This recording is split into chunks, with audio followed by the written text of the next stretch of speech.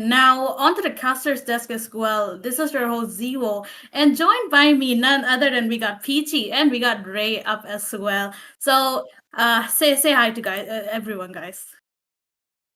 Oh, hello everyone. I hope you guys are doing well. Not enough glazing for me. I'm gonna fire you, Zio. Oh, well, we can Well, continue the glazing later.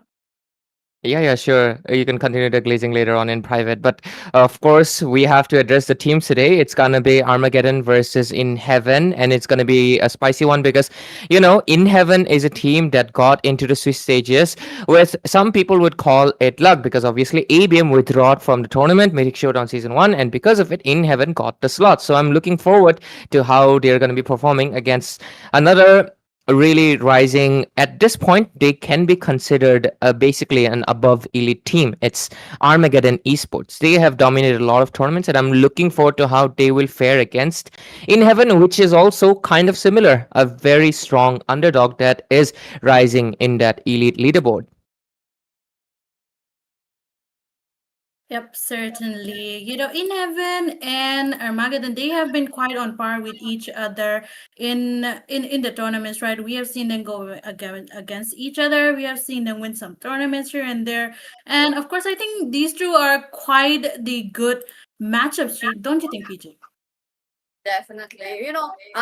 Personally dub them as the Black Horses, given the fact that both of the teams were once active. Armageddon Esports, last few weeks I wasn't seeing them. Maybe they were practicing to come up at the Swiss stages. It's there. Today you will be knowing how much they practice. But at the same time, in Heavens, I believe it was just because of exams and all, they weren't able to participate in many of the tournaments which were going around. But I really would hope to see them. For In Heavens, the draft is strong. For the side of Team Armageddon, the execution is strong. It is a intense battle, definitely.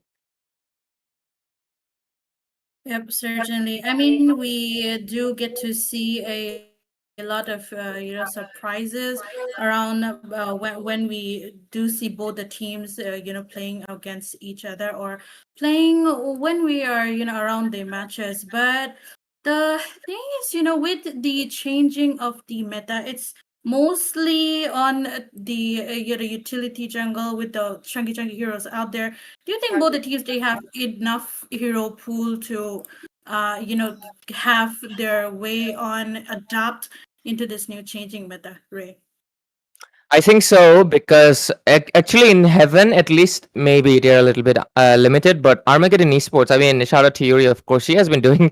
I mean, she's just not managing. Okay, I feel like she coaches a little bit because she was a caster beforehand. So I think she's sharing some, her very valuable gyan to them. And I feel like I've never seen Armageddon run into the limited hero pool issue that some squads do, like the so-called one tricks. I've never seen Armageddon run into that issue overall. But I honestly, I'm honestly waiting for Armageddon to face other big squads as well. I know I'm drifting a little bit off the topic, but I'm waiting for them to face LCF for a reason because I have Stark glasses and I have Iron Man. Look at it, it's literally Iron Man.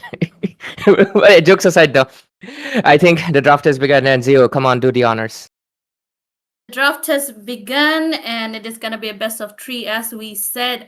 So definitely first match it is gonna be interesting with two of your favorite casters, Peachy and Ray, having to cast these matches. So I will be signing off for now, but I'll be coming back. So Ray and Peachy, take it away.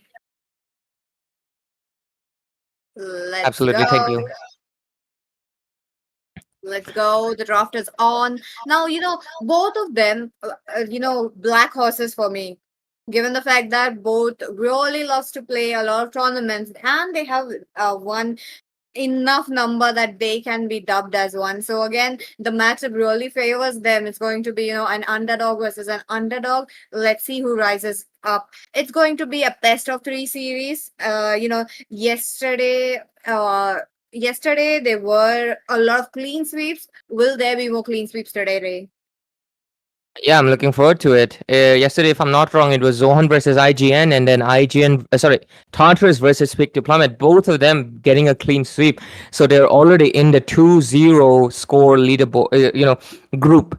In Swiss stages, you get paired up with this team that has the same amount of wins. So right now, whichever team is able to get a clean sweep 2-0, they will be matching up against Tartarus or Zohunt. So in a way, Swiss stages also kind of promote you to play strategically. You can kind of choose which opponent you want to face off against in the Swiss stage, because right now, whoever loses, they kind of have a little bit of a less competition, if you think so. But at the same time, at the Swiss stages, every team is a good team. But yeah, whichever Yeah. team today gets a clean sweep, they will go to the 2-0 group, and they will have to face Zohunt or Tartarus. And if this is a forced into a game number 3, they will go into 2-1 group stage. And that one is also going to be interesting, because so far no third game yet. So let's see if tonight we're gonna get our first team of 2-1 score group. But so far the draft has already begun. Armageddon and In Heaven well aware of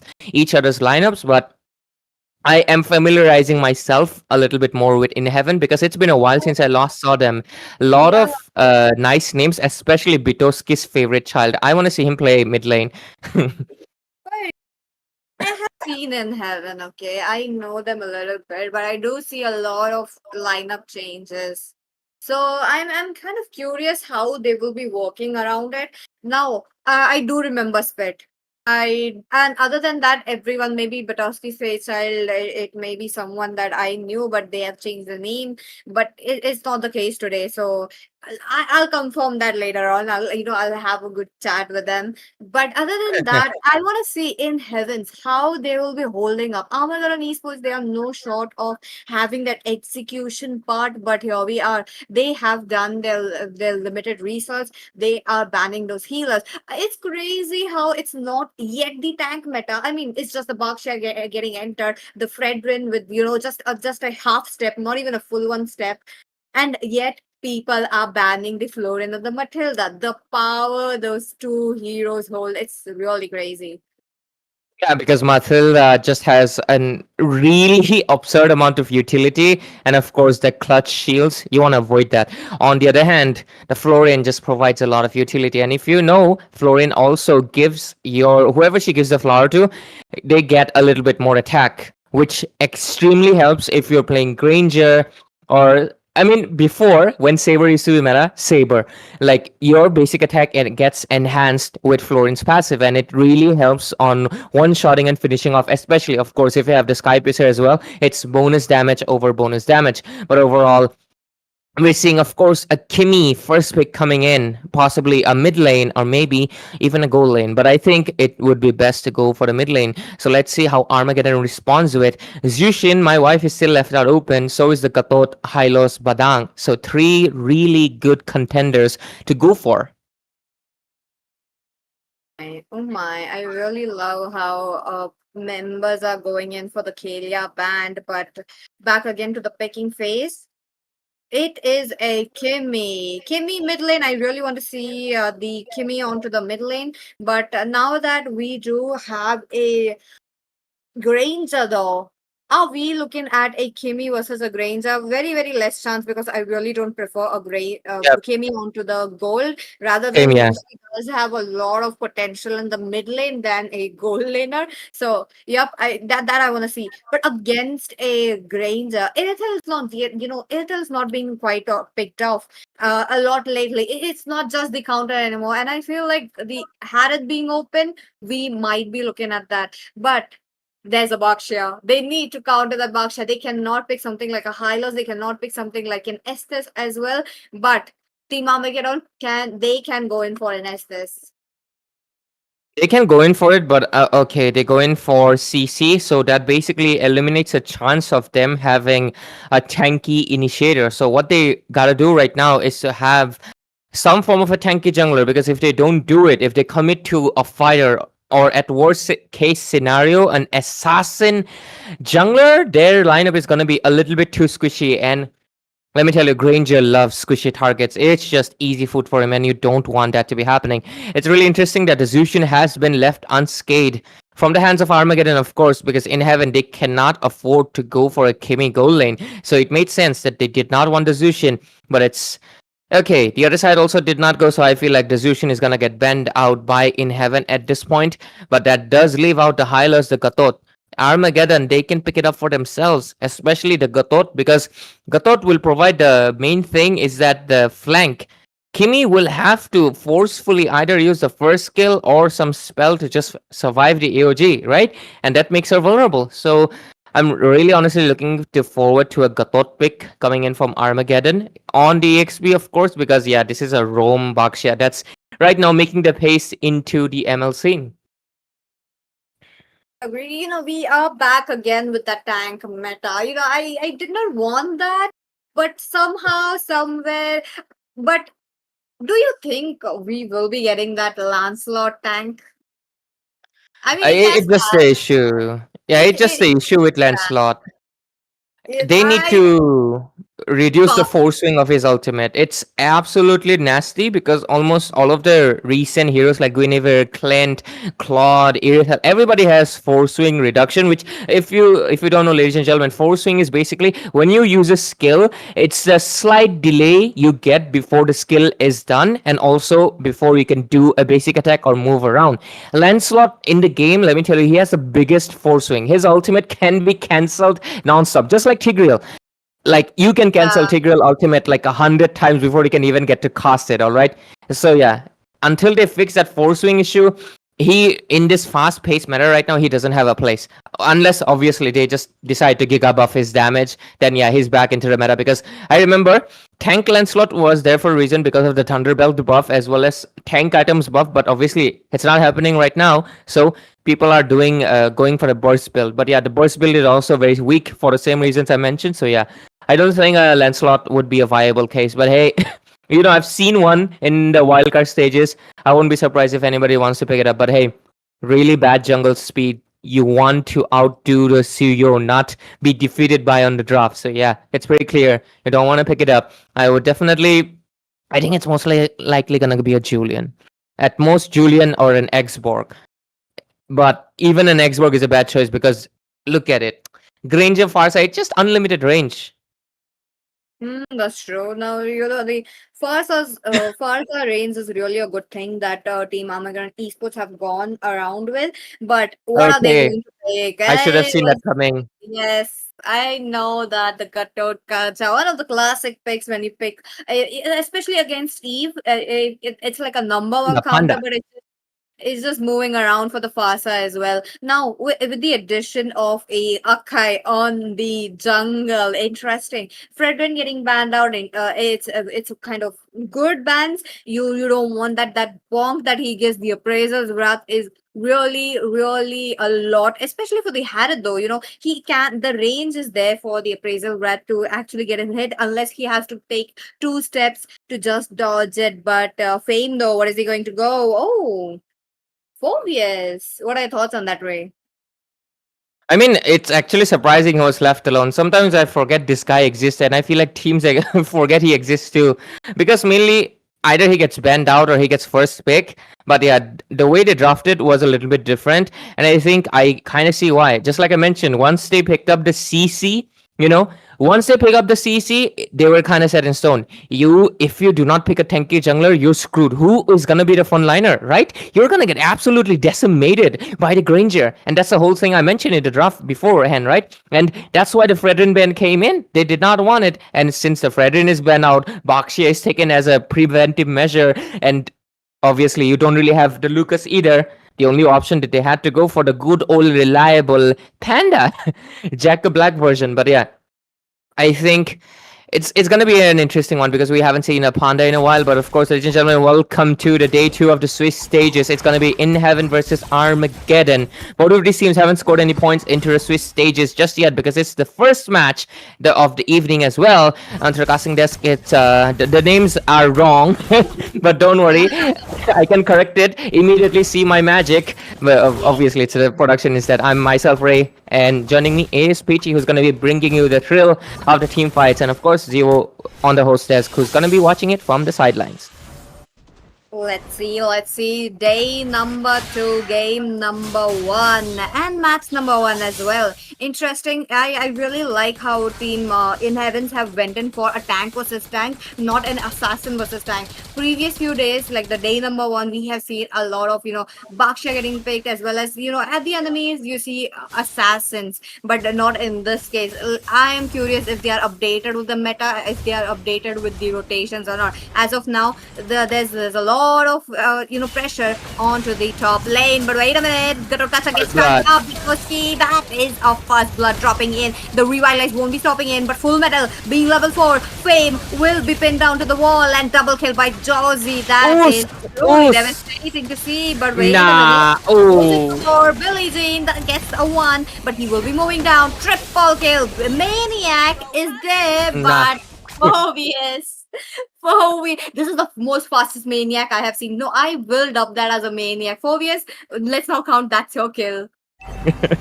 It's their kill, but overall, I mean, it is given. The Suyo, the Baksha, the Farsa, all of the early lead was just a little bit too much. And right now, the snowball has already been...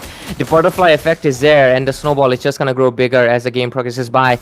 Unless In Heaven has a chance to retaliate back as the game progresses with the hope of the Harith and Kimi combination, I feel like this game is already kind of a goner. Because honestly, I can't really blame them, but they had to avoid any engages in the early game because all of them need that level 4 power spike. The only one that had was a Kai. Other than that, they couldn't really do it. And I'm gonna be like, I don't know the actual reason for why Baksha gets picked, but I've not researched into it yet. I want to see the reason later, but I think what I think is a few things. First of all, mobility. This guy can run everywhere, right? Become a tire, rotate. As a roamer, that's really good for you.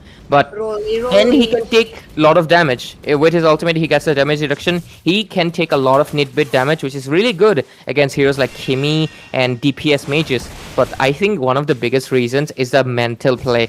Once you pick up the Baksha in the room, the opponent cannot pick it for the jungler. I feel like that's the big reason. Because if it was open, it would be auto-lock, right? But right now, you have the Baksha in your team, and you can also play the jungle. But plain absolute burst. Disappear. True.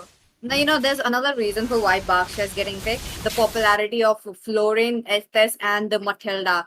It is just a direct counter. You don't need items to counter those heroes. You just need a hero. That gives a lot of potential right there. But Ito, though, he's just trying to scout down. Rhapsody's onto him. Revitalize will be there. The Katokas are being a lot passive. But Billie Jean thus gets it on. The Kimi with the second kill of this match. Armageddon Esports, they want to go in for a match. They want to get back. But in Heavens, they are trying to make sure that they are not. This is what I was talking about. The Baksha trying to come up, but Paul has to go back. That would be a death for him. I was actually just about to mention, like, I think the healer point doesn't make sense for a simple reason because it gets banned out. Yeah. Mainly because of it. Yeah. What? Full metal! Full metal! Took the turtle. Suyo is mad now. Yeah, he had a very good snowball going in, but he just gets pinned down and a shutdown. I hate that curse, but Rota, though, he does get a kill. Armageddon Esports still trying to go in for more. Billie Jean in a comfortable position will be targeted by the 4-ways and will be taken down. The Rhapsody is just too much to take in. I really like how the Ranger is just moving in quite fastly with the rotation.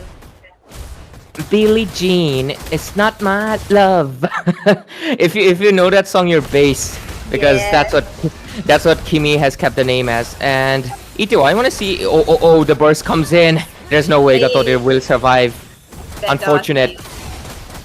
Better see Safe Child will be moving down, and Phobius, though, in the back lanes trying to deal some damage. There comes Ricky as well, and it's just a slow fight. It's just them poking them down. Now that Armageddon Esports do have that snowball rolling in for themselves, with Rota, with Josie, look at that. They are just having that. Okay, here we go.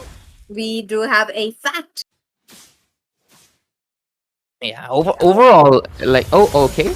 Esmeralda feeds off of enemies' defense, but it's kind of sad. She's kind of fall off the meta. Sometimes she gets picked, but even then, her presence is not much. This Vitoski's favorite child. They are not subscribed to Vitoski and they hate him for sure because they are making sure that he doesn't get anything on his hands. So far, the 4-9 score, 3,000 gold lead into the hands of Armageddon. They did kind of lose Suyo in the midst of it, but Granger is in a comfortable position and I think they can go for an engage into the bottom lane. Right now, they are just trying to zone out possibly and they want this third turtle for that massive EXP and goal advantage for themselves. Okay, let's go. The turtle spawned in. Akai, can he come in for a heavy spin? Let's see. Maybe not. He can, I feel like there is a little bit of a retribution gap coming in from both the teams. Here we're talking about Josie will be taken down. Full metal with another turtle, but Josie looking quite low. He's trying to look for a re-engage, but In Heavens are not ready for that. Armageddon Esports can play on the re-engage. They can afford with the Farsa with a kind of a low cooldown. There's Ito on that Granger, but for the side of In Heaven, I feel like that is just costly given the fact that it is a Harriet. Harriet needs that Zaman force. If the Harriet is not able to pull up with the Zaman force, I think they are going to be in some kind of a trouble in the re-engage phase. But here we are. The retribution though, I'm really worried for the side of Team Armageddon Esports. And of course, I just wanted to make a little bit of an announcement. YouTube has some form of a glitch due to the bitrate. So, ladies and gentlemen, the Facebook link has been pinned. So, if you're facing any disruption, do check it out. But here comes AOG. Team fights is all full-fledged onto the back lines. Full metal trying to pin them down. Harriet will be rendered very low, but Ito though, he's trying to take down Ricky, but will be going down himself. Trouble kill picked up by Spit. 2 members down from the side of Team Armageddon Esports trying to find the third one, but unable to do so. Now mid lane though, it's like looking kind of juicy for the side of Team Armageddon Esports. Will they be able to capitalize that? I think not right now, but a little bit later. But yeah, coming back to my point for the dear viewers, please watch in the Facebook live stream. Oh, they do not let me talk, dude. Hey, I'm just trying to make an announcement. Yeah. I'm just trying to make the announcement, but they won't let me. Look at them. They're listening to me and they're like, Ray, you will shut up, okay? Let PT talk. But yeah, jokes aside, ladies and gentlemen, if you're facing a glitch on YouTube, the stream is very low in frame rate for you. Do check out the Facebook link that is given into the live chat. The stream is okay on Facebook because obviously Facebook is not glitched out. It's just the YouTube. Okay, Farsa uses up the Purify just to escape. Right now, the Lord is up. I think Armageddon is in place to go for it.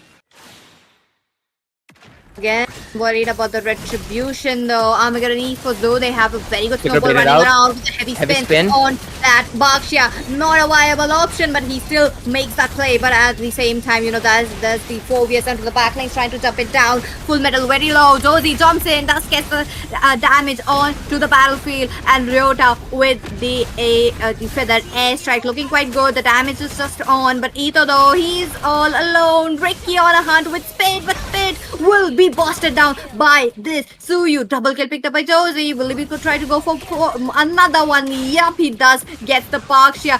The fourth members also looking quite good. But you're talking about Kimmy. Kimmy who deals damage continuously with its basic attack. They don't want that. They don't want another maniac. It's okay. The Lord's more important.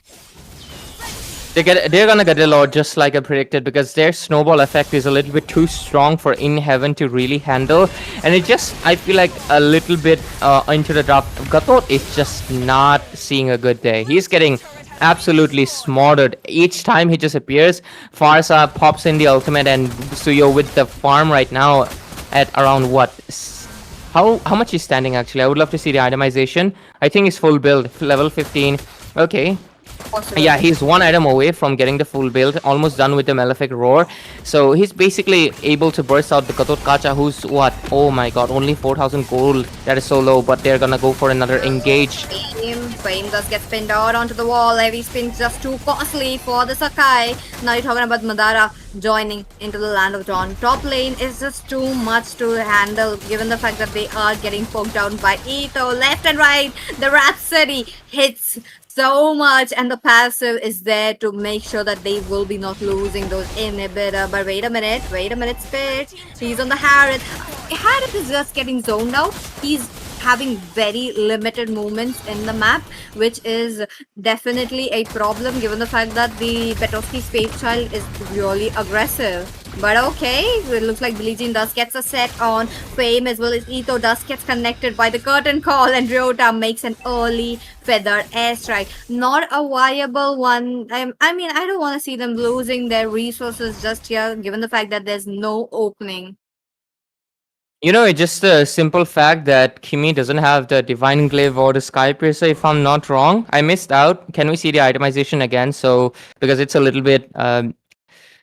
Yep, Sky Piercer. Okay, Kimi has Sky Piercer, but what is that build? I don't... Oh, immediate Billie Jean gets bursted out. Not the lover for Armageddon. And right now, Gatot forced to use AOG. Oh, look at that. Double kill picked up by Josie. He tried to go in for more, but Ricky will be moving back along with the Akai. Now, Akai is really providing a good utility into the team fights, but the follow-up is a little bit slow. What I was talking about, okay, Full Metal being, zoned out. That would be a kill for Josie, who picks up a legendary, a double kill. 4 members down. The base is wide open. Full Metal, he has to come up. He doesn't have the heavy spin to actually push away the minions, and there we go. Team Armageddon Esports winning up the first match. And we gotta give it to Armageddon still being the stronger team, but I feel like there was some disorientation from the hands of Team in Heaven. I feel like Kimi's build, I'm not that huge fan of it. On also, rest of the builds are okay-ish. But yeah, I'm gonna be honest, Kimi's build is a little bit off for reasons I'll explain later.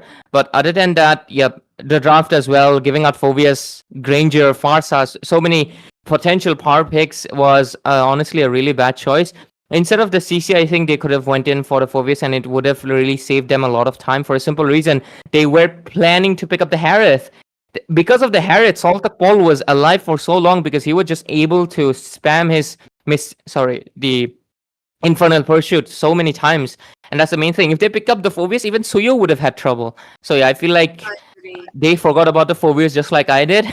And when it happens, especially in a tournament scene, you will get punished. I'm a caster here. I won't get punished. Maybe by maybe by my superiors. They will say, "How can you forget?" But yeah, we gotta go back to our host, Zero. Welcome back. How was the match for you?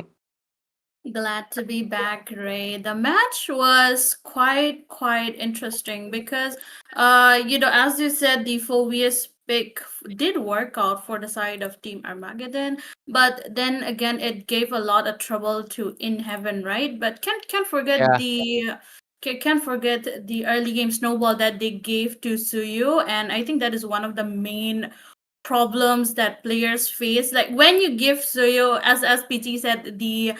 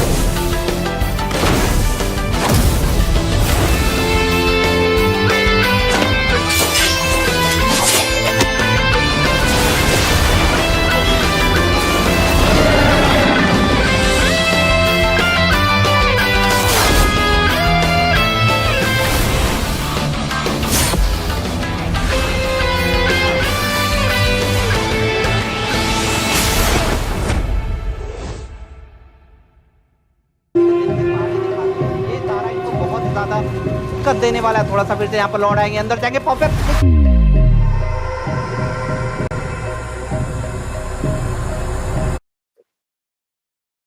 Hello, welcome back everyone once again. And after that short break, while we fixed everything of our stream, some hiccups that we did have, we are Yeah. back giving you the second match of this best of 3 series between Team Armageddon and Team In Heaven. Match point for both the teams as Armageddon takes the lead.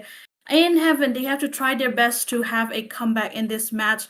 On to the caster's desk once again, your host Zivo, and on my left, right, it's Peachy, and on the other side we got Ray up as well. Oh my goodness! So once again, glad to have you guys back here. Of course, Thank of you. course. It is exciting to be back because we want to see the conclusion between In Heaven and Armageddon. Armageddon came in extremely strong in the first game. It's pretty evident due to the draft and of course execution, just like we discussed. In Heaven, they kind of got a little bit G-baited because I feel like they should have picked up the Phobius, should not have bought the CC bait. They picked up the CC because they saw, hey, there's a really strong tank that we need to melt. We need someone, and they decided, hey, CC's really good at melting, and they picked up that, forcing them on a tank jungler because CC is not a frontliner. So yeah, I feel like it should have been so much better. But oh my god, the match is quick. Sorry, Zivo. We did not get too much time on the screen. I was just yapping. But Zivo, come on, do the honors. Oh well, it's completely fine, Ray. I'm excited to see in Heaven if they have a plan for having a comeback, or will Armageddon get the clean sweep like we saw in the previous 2 matches. But yes, I will leave the match details and everything to both of you. So I'll be signing off for now and hope to see you guys back in some minutes. Let's go into the game number 2. Let's see if Team In Heavens are able to strike back, given the fact that they are no less as well. I am curious to know though, now that Armageddon Esports on the blue side, they have banned up the Fanny. Interesting choice, but I don't recall anyone playing, especially Full Metal though, playing the Fanny. Maybe just a precaution, maybe they are Possibly. not, maybe there's a substitute, or maybe there's someone new in the lineup, because it could be there is a Fanny user that we don't know of. So yeah, it makes sense. Okay, in Heaven immediately banning out the Phobius, because I know the Suyo is the spotlight stealer and Phobius was the kill stealer, but the real thing was actually the Phobius. He was so tanky in front that they had to waste out so many resources just to take him down, and also he was a big, massive obstruct to the Harris as well. So they had to ban him out, I understand, but honestly, I feel like they could have picked it up for themselves. Or maybe they're not that comfortable with the Phobius. I'm not really sure, because I feel like you should be. True. I feel like giving out the Phobius was just one of the bad things that Team In Heavens have done. But this game around, I feel like, yep, the Phobius ban really speaks for itself. They just don't want to make the same kind of a mistakes. Hayabusa out, Fanny out. Maybe the Joy could be next if we are going in that series for side of Team Armageddon. But the Zushin is still open. I want to see Nobody picked up Ryota last picking- game. Yeah, I do. I know, right? Even I have seen Ryota play the Zushin, but why not capitalize it? Maybe this game, I feel like it is going to be a Zushin game. Possible. I think the last game they just wanted to go for the range combo, which is the Feather Airstrike and the Rhapsody. Granger and Farsa just spamming their ultimates, having that overall zone out possible, and of course forcing them to go back from every possible objective and burst them down as well. This time around, though, I feel like maybe the lineup will change. Florin is left out open, so maybe they can go for the first pick Florin and just leave the rest to In Heaven to bite into the bait. Because let's see, I think a Florin first pick is going to be really good, but hey, just like you mentioned, if there's a healer, the Baksha will just come first, maybe. So I think it's either going to be a Florin or a Baksha if it's not getting banned out. Zushin first pick, I'm a little skeptical for a simple reason. Armageddon is not drafting around their mid lane. Okay, they ban out. Oh, what is this? They just make it easy. This should be a Florin game. 100% auto lock Florin. That's it. Yeah, I mean, come on, man. There's the Zushin, there's Florin, the Suyu still open, Suyu last game. Banger performance. But this game around, I feel like they'll just leave it to the mid game, Yeah. like the second phase, most likely. But as Baksha is off, there could be a in for the Fredrin as well. The Fredrin Florin combo. Come on, Armageddon Esports. You guys can Florin, come actually pull on. up that. It's 100% Florin. There's no way you're not picking up a Florin right now because it is the absolute best. Pick up the Florin, you can go for anyone. You can even go Xborg because Xborg shield will not pop off due to the heals that you're giving him. He will stay more onto the battlefield, more uptime. But going for the Lucas, respect Wazzy, he's basically the top jungler right now. So I get it. But in heaven, come on. Right now you have the chance to push back with the Fredrin and Florin combo, the FF, and make it juicy. But Possible. nah. Carry is not the counter for healing because carry's burst is not enough. Unless they might be a little scared of course, Ito. Mm-hmm. Let's see. Maybe a Granger could really fit in very, very well. But for In Heavens, I feel like the marksmen, though, if they have to capitalize, they had it. Now that they can, the 4 years are out of the picture. There's a very less chance that Minsitar would be there. Like this is like a 0.001%. But okay, In Heavens going in for their jungler pick as well. I feel like that was not necessary for them to pick up the jungler quite early on, but securing that joy for themselves is just so good for them, because I did wanted to see the joy onto the ban in the place of the Matilda, so I think they really caught on that. But oh, Granger is here, Granger is there, no more Harriet. Interesting, but Team Armageddon can capitalize that Harriet. If they do, it's going to be a early game. Yep, they did. They go for that Harriet. They go for the Badang as well. But Badang really looks good though. You can limit the possibility of the joy just moving around. Don't you think so, Ray? I was chugging down a whole gallon of water. Just kidding. I don't drink that much water. If I did, I would be shaped like Peter. And I think not who is Peter, guys. Peter. I think you can get the reference. But overall, I was expecting a Florian really, really much, but I kind of see why no. For a simple reasons, both of these teams seem to be going more for the engage as well as initiation kind of roam, and Florian is just not it. So they're like, hey, we are gonna go for the Badang and just leave that rest to it, right? And also, there comes the chip as well. Funny enough, the Badang actually works really good against the chip, especially if you're together, because he's just an anti-disengage, re-engage tool. True. Chip. Team In Heavens are really updated with the meta as of now. There's very, very few teams who are still picking up the chip, which is interesting to see. But again, I want to see the chip, catching the Harriet off guard. I want to see the chip catching the Badang off guard as well. Putting up the Badang, especially when he's caught out of the team fight. Team In Heaven, that's a green light for them to just go in all in for them, but no flooring game for us, Ray. I think this Badang is a roam, honestly. I don't think it's gonna be a, EXP Badang. I feel like it's most likely going to be into the roam for the chip. But hey, maybe they just want to be sure, they don't want to risk too much healing because they already banned out the Baxia. They cannot really rush anti-heal too much because once the Florin starts snowballing, the Florin composition team starts snowballing, it's really hard to go back unless you're absolutely able to annihilate the Florin yourself.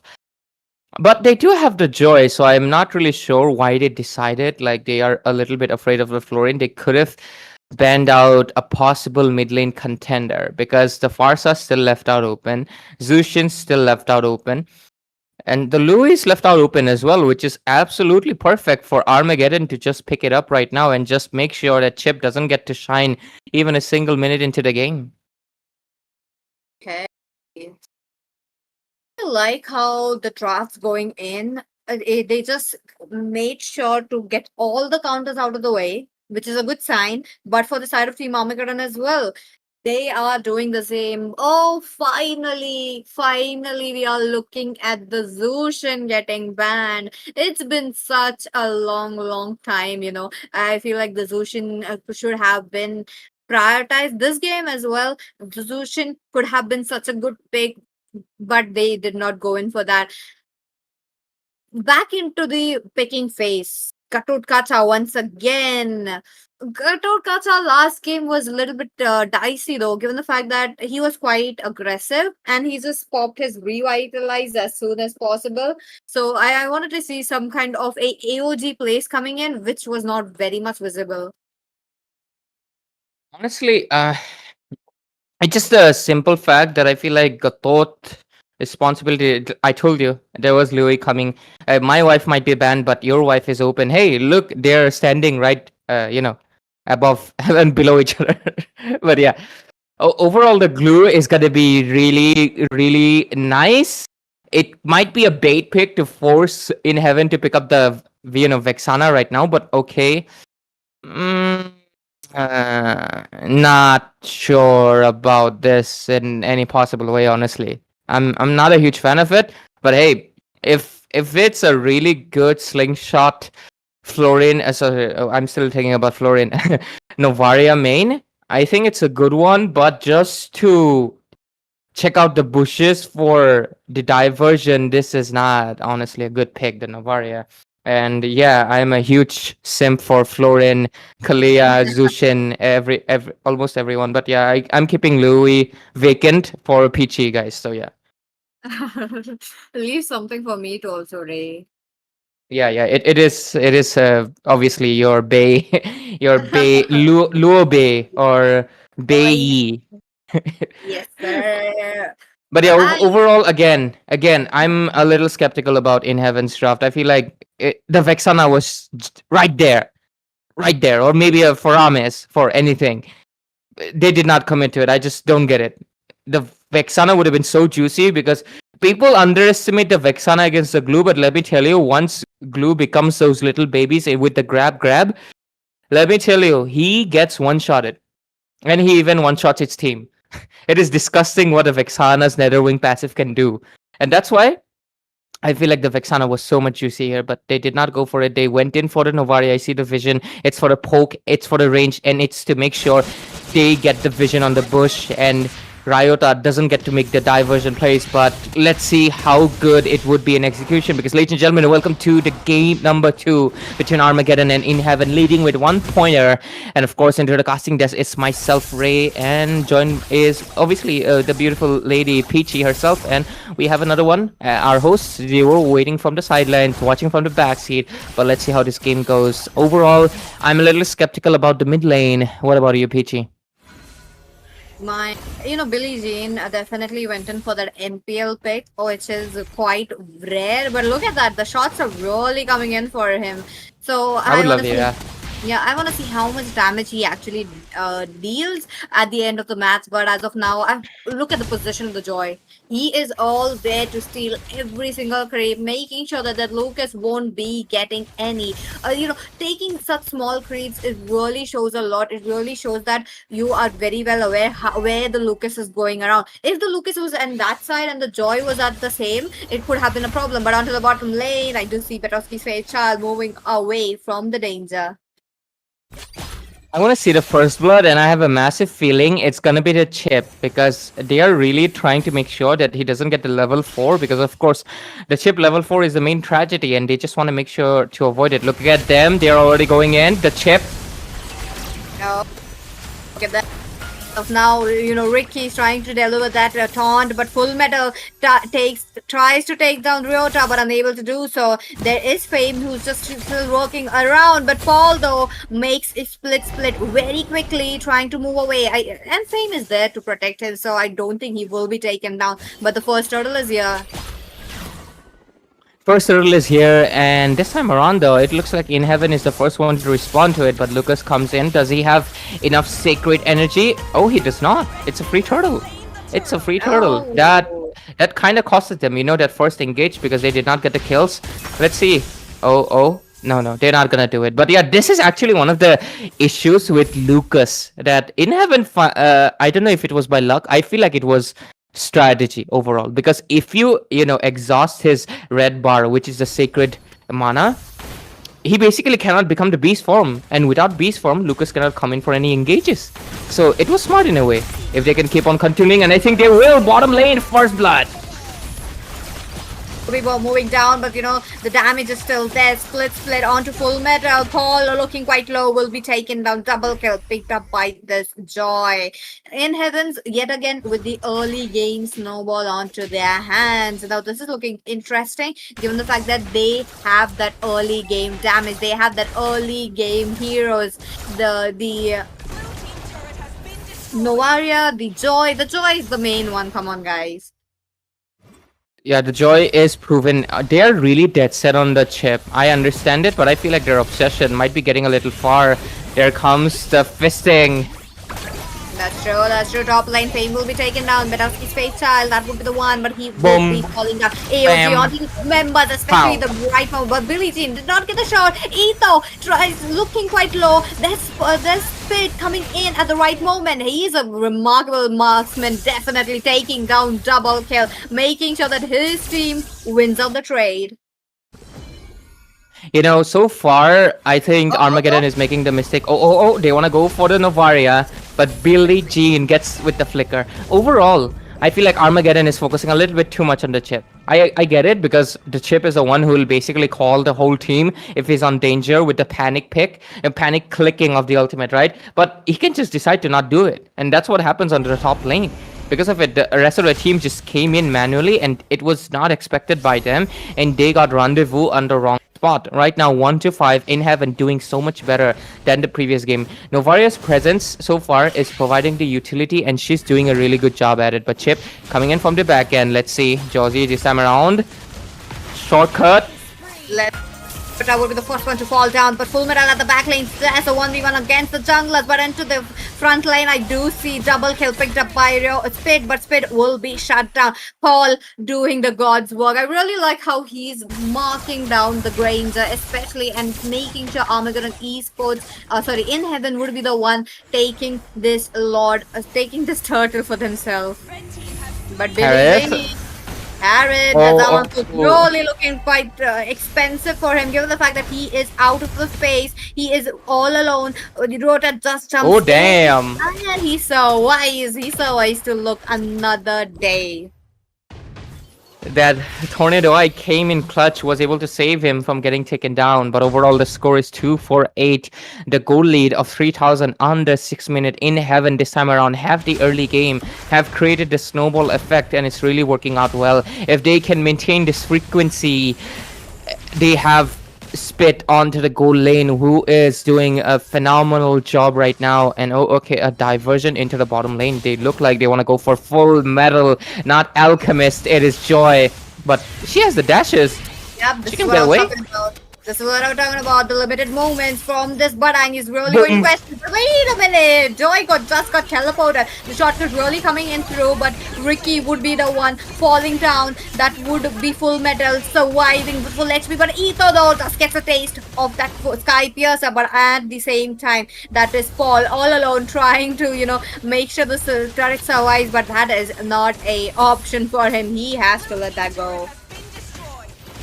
Overall, just like I mentioned, the Granger snowball is just disgusting. Once you start it, it's so hard to defeat it. The only way you can do it if the Granger makes a mistake, coming in a little bit too deep. Because, recently I actually played him after a very long while, and I just decimated my opponents for no reason, because this guy is a menace. Build Sky Piercer and just boom, bam, pow, just keep spamming it, and you're just good to go. And unless there's someone who can catch you, who is of course the Lucas right now, but there's another engage coming in. Spit, killing spree. Fame would be going down. That would be Rota with the Yin and Yang combo, but Spit is on there. at this chip. Not a good option, not a hero choice, but the turtle will be spawned. You're talking about the last turtle so far. Will In Heavens go in for that? Armageddon Esports, they are okay with losing the neutral objectives, but as of now, they are just very pushed back with the goal difference as well as the turrets as well. In Heaven, they had GRG, right? Is Yeah. Full Metal GRG? I think it is. That's why the Fanny ban is coming in. Okay, they're going for a diversion into the top lane. Fame, Okay. just checking out the bushes. But is that a good decision? Because Flicker. He is already Chip. 50% low, but Chip tries to jump in. Not a good option, but I think Etho should also move back. Now that the turtles are out of the way, it's going for the Lord. Full Metal first game, Retribution on point. Second game also, it's really looking good. The second turtle when there was a contest, but oh, he knows. He knows he cannot make the play all alone just because of that low E. Low E with the diversions, but will they be actually making it? Ryota still thinking about that. Absolutely. And also, right now, the gold difference is just climbing a little bit too much for Armageddon to really take it. Because Spit so far has only been taken down once, and it was because of Salted Ball.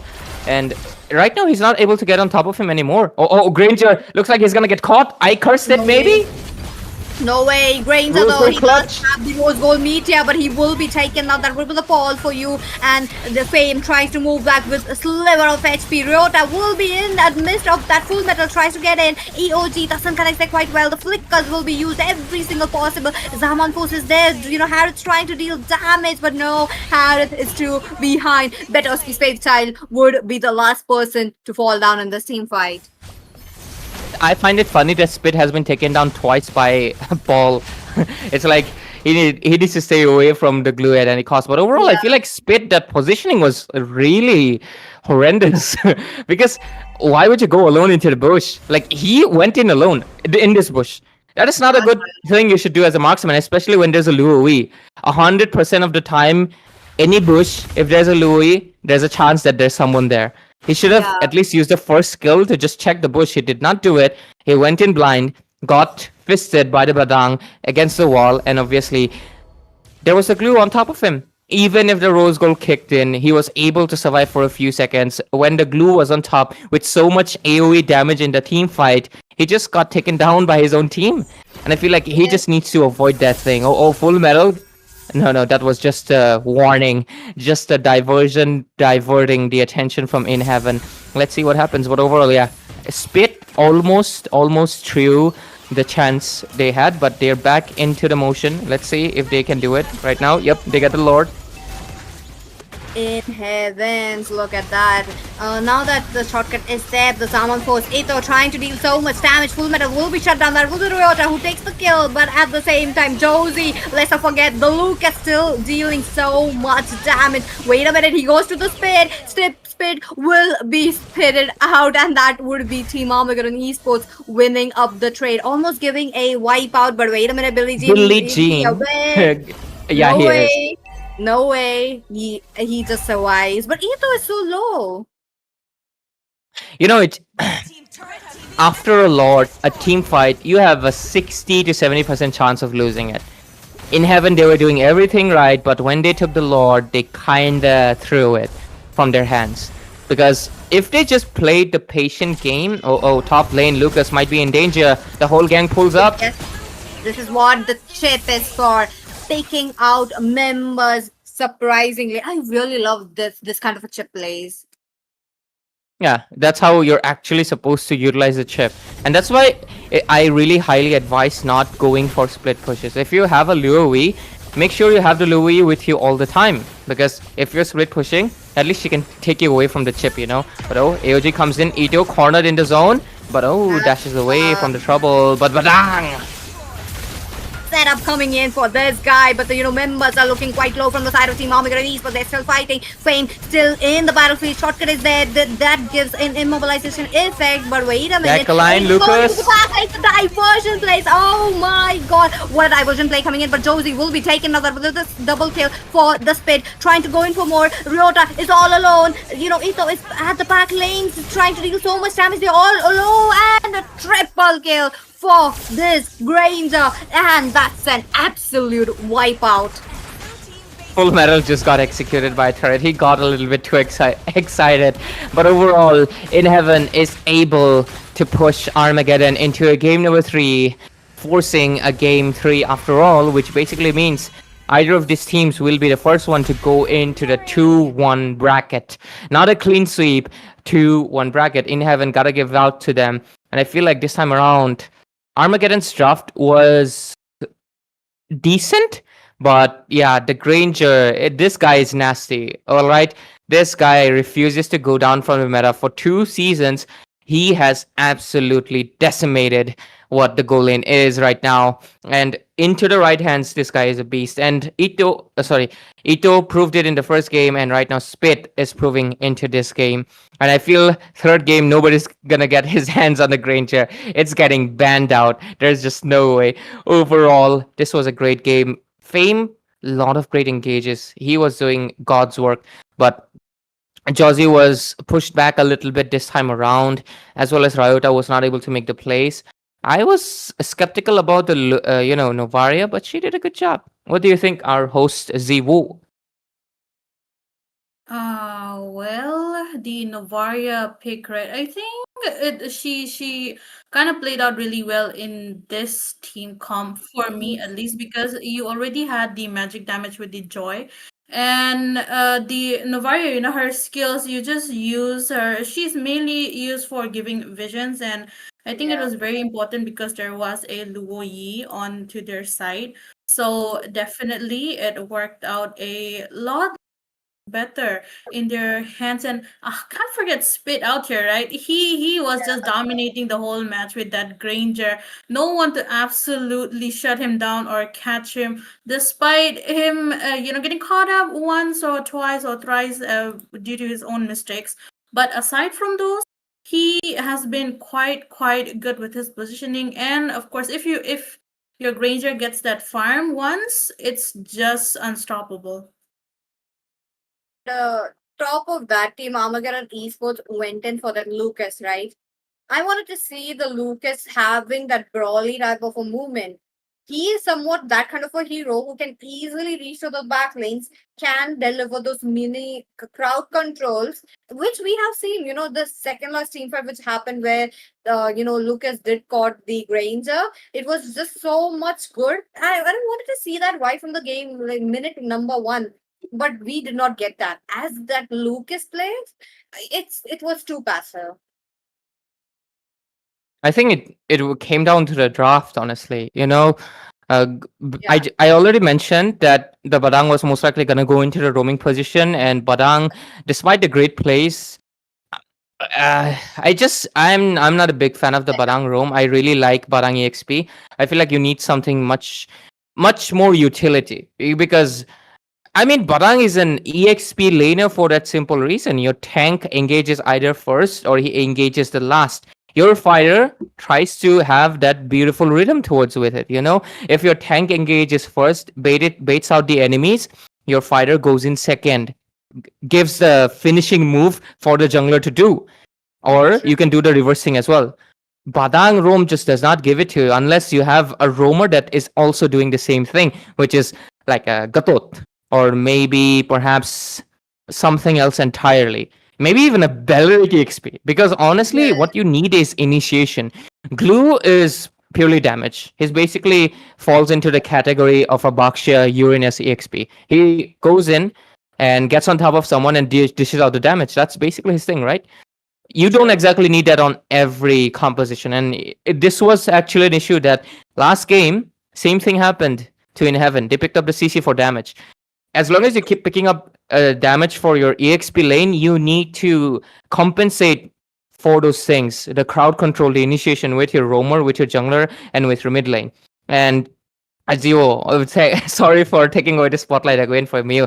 We're just starting immediately, fast paced, but still, you get to do the honors, of course. Of course, of course. Yeah, people just want to see the match rather than hear us yap about the match, And I think it's exactly what we are giving them. But yes, third match point for both the teams. It is gonna be an exciting match for both of you. So definitely, I will be back with you guys once again. So have fun with it. Thank you, Zio, for being with us. We'll meet you there after this match. Third game, Armageddon or in Heaven. I am curious to know.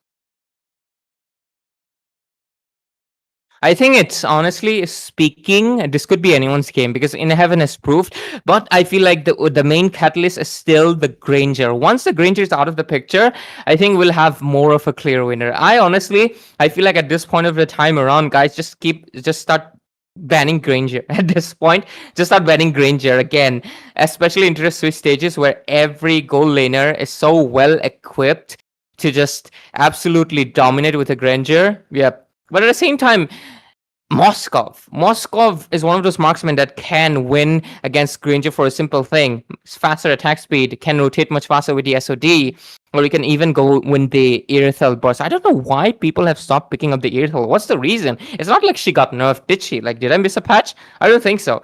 So the Irithel could have been a much better option as well. I feel like the Granger Harrod thing, 80% of the time, Granger wins it out. If you have the snowball. But yeah, miss out the snowball, it's just a Harrod game at that point.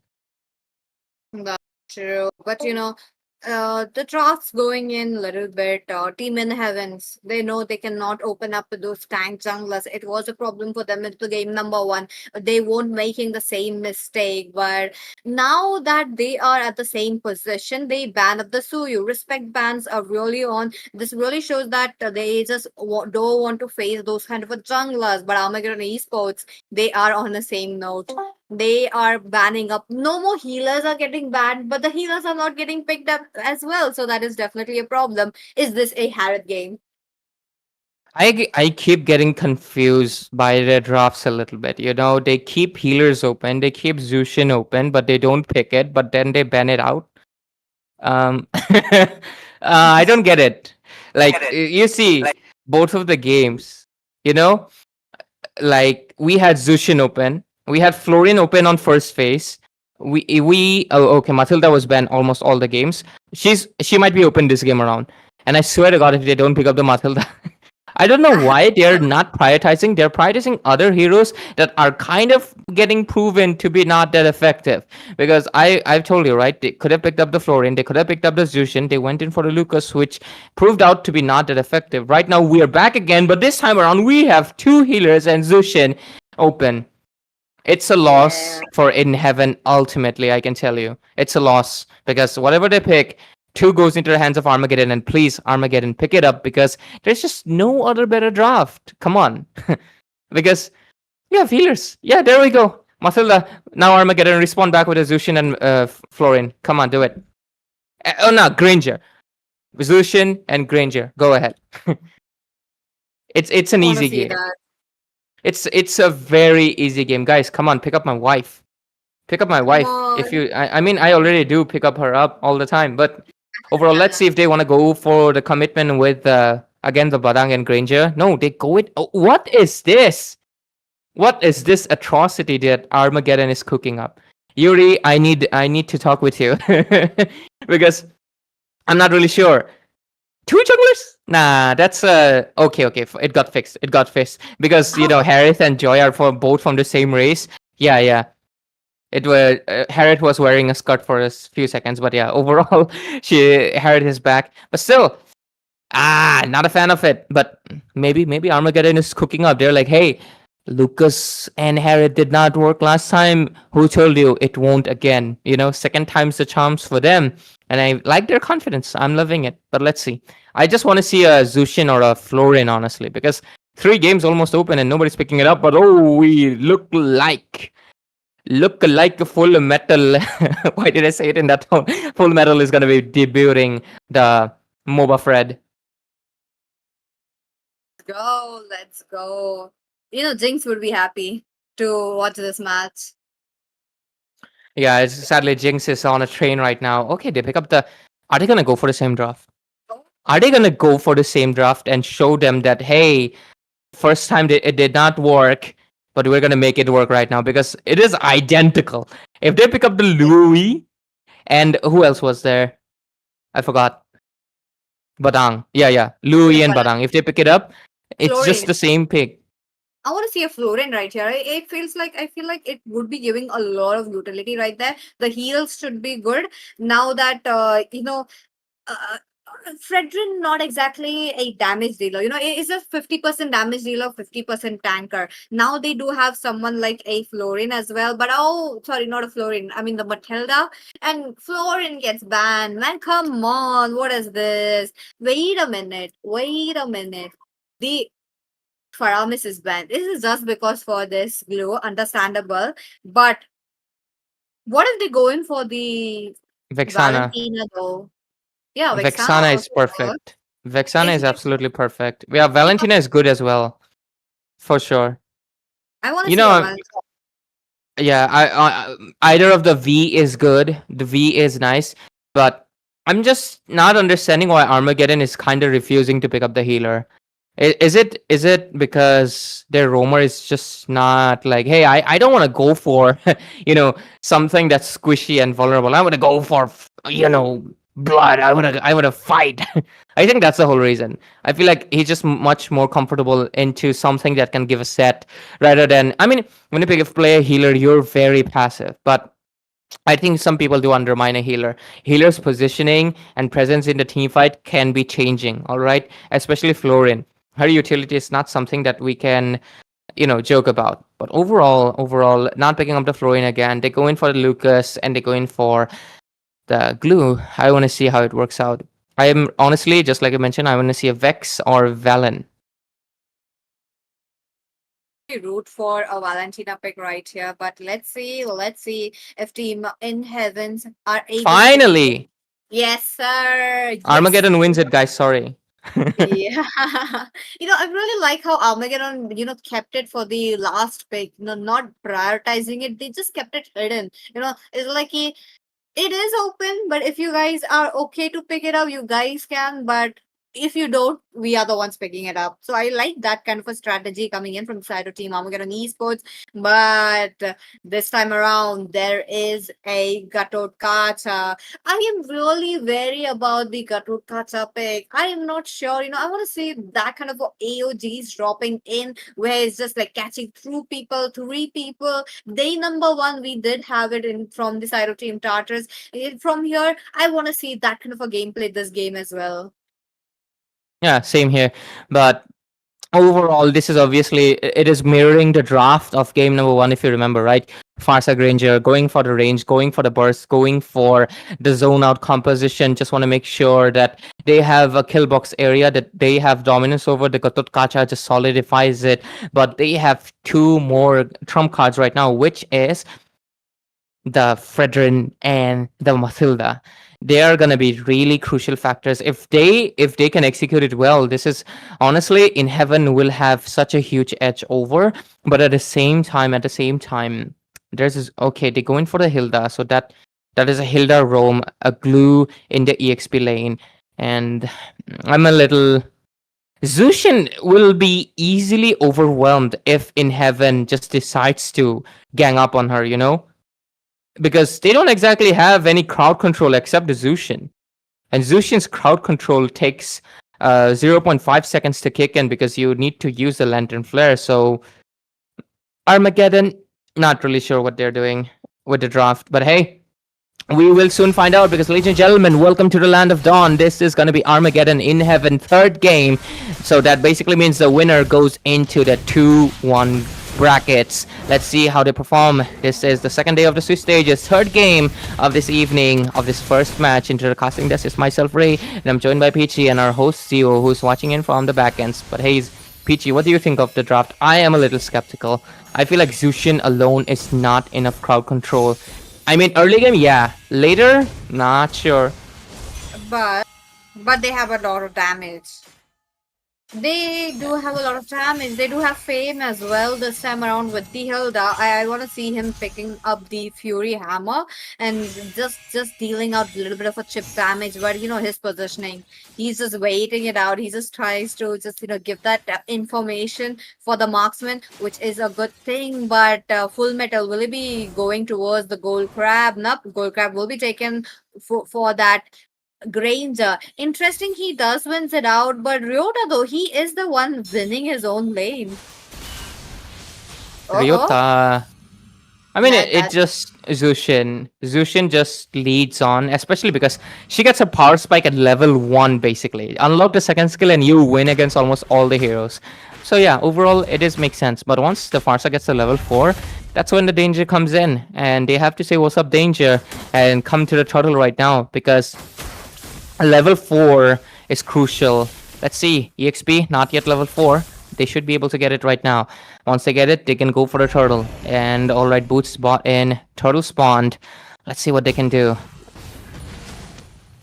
Let's see Armageddon Esports this time around. They want that turtle for themselves. Now Ricky though, he's trying to zone them out, but Josie, this is a turtle for him. But at the same time, Fame, look at that Fredrin. Oh, what a nice pick coming in from Ryota. The Fredrin looking quite low will be the first blood going down. That will be the Paul who picks it up. His glue is quite deadly, don't you think so, Ray? His glue is deadly. That is 100% agreeable, because he is actually the one, like Paul in the last game as well as this game, he's able to take out priority targets, and that has been pretty good. If he's just like I mentioned, they don't have enough crowd control. I'm not a big fan of it, but they do have a lot of damage. If they just burst out their opponents, I think it's gonna be an easy way for them to just lead on. But let's see. So far, they're going in for an invasion. Matilda better watch out. There comes the Predator Strike. Let's go, let's go. That's so much damage. Josie, this time around, he is making those plays. He wants to make sure, but there's a split on Ricky this time. Ricky will be the next one to fall down, but he moves away with a sliver of HP and he survives. But in that moment, Ricky would be the one taking the kill. It's just what opposite would have anticipated, but Josie though, he did fall down. So it's not a trade won by the side of Team Armageddon Esports. Not a bad trade. Yeah, I would definitely agree with you on there. It's so, but still, just when we were about to say not a bad trade, Spit here immediately changes the situations. Wins the lane against Ito, which is not a good thing. Granger winning the lane, you don't want that to be happening. But at least this time around, look at them, so much burst. That's true, that's true. Fame would be busted down. That is a lot of damage. The top lane gank, especially when he's alone, he is the tanker. Can we look at the itemization, like the early game, on what path they are treading on? I want to see. Okay, there goes the dominance highs for the glue. So he's basically one item ahead. Fredrin is building towards the Thunderbelt. I am not a big fan of it. He should have gone for something that has cooldown reduction to really help his skills. But right now the turtle fight comes in. Let's go AOG. Full Metal wins up the turtle. The Zaman force is there, dealing so much damage. But the Josie with the mini CC, he goes in. But Fame as well as Paul are on Full Metal. Josie once again comes in with the Unleash the Beast. He's targeting Spid, but will be taken out. Killing spree picked up by Spid. But wait a minute, Ricky though, that guiding lights. So much utility that just made Ricky to survive and see another day. Yeah, overall, the team fight, I feel like it's much more neck to neck this time around. But okay, Fredrin went for the Thunderbelt. Thunderbelt is good if you're aiming for that late game, because you need to stack up. So I think they're settled for the late game. But looking at the itemization again, Harriet gets the first item, but Granger building towards the Sky Piercer. Farsa forced to flicker away. A lot of resources just wasted to defend the turret. I do respect it, because you want to make sure the opponents don't get the turret advantage overall. But let's look at the KD. Oh, Spit gets the Sky Piercer just as I speak. Let's look at the KDA so far. Everybody has one death at least, except for Paul, who's doing a really good job on the glue. Even better from previous game. But Rakers. Yeah, if Paul gets taken down right now in this next team fight, I'm taking money to not curse you guys.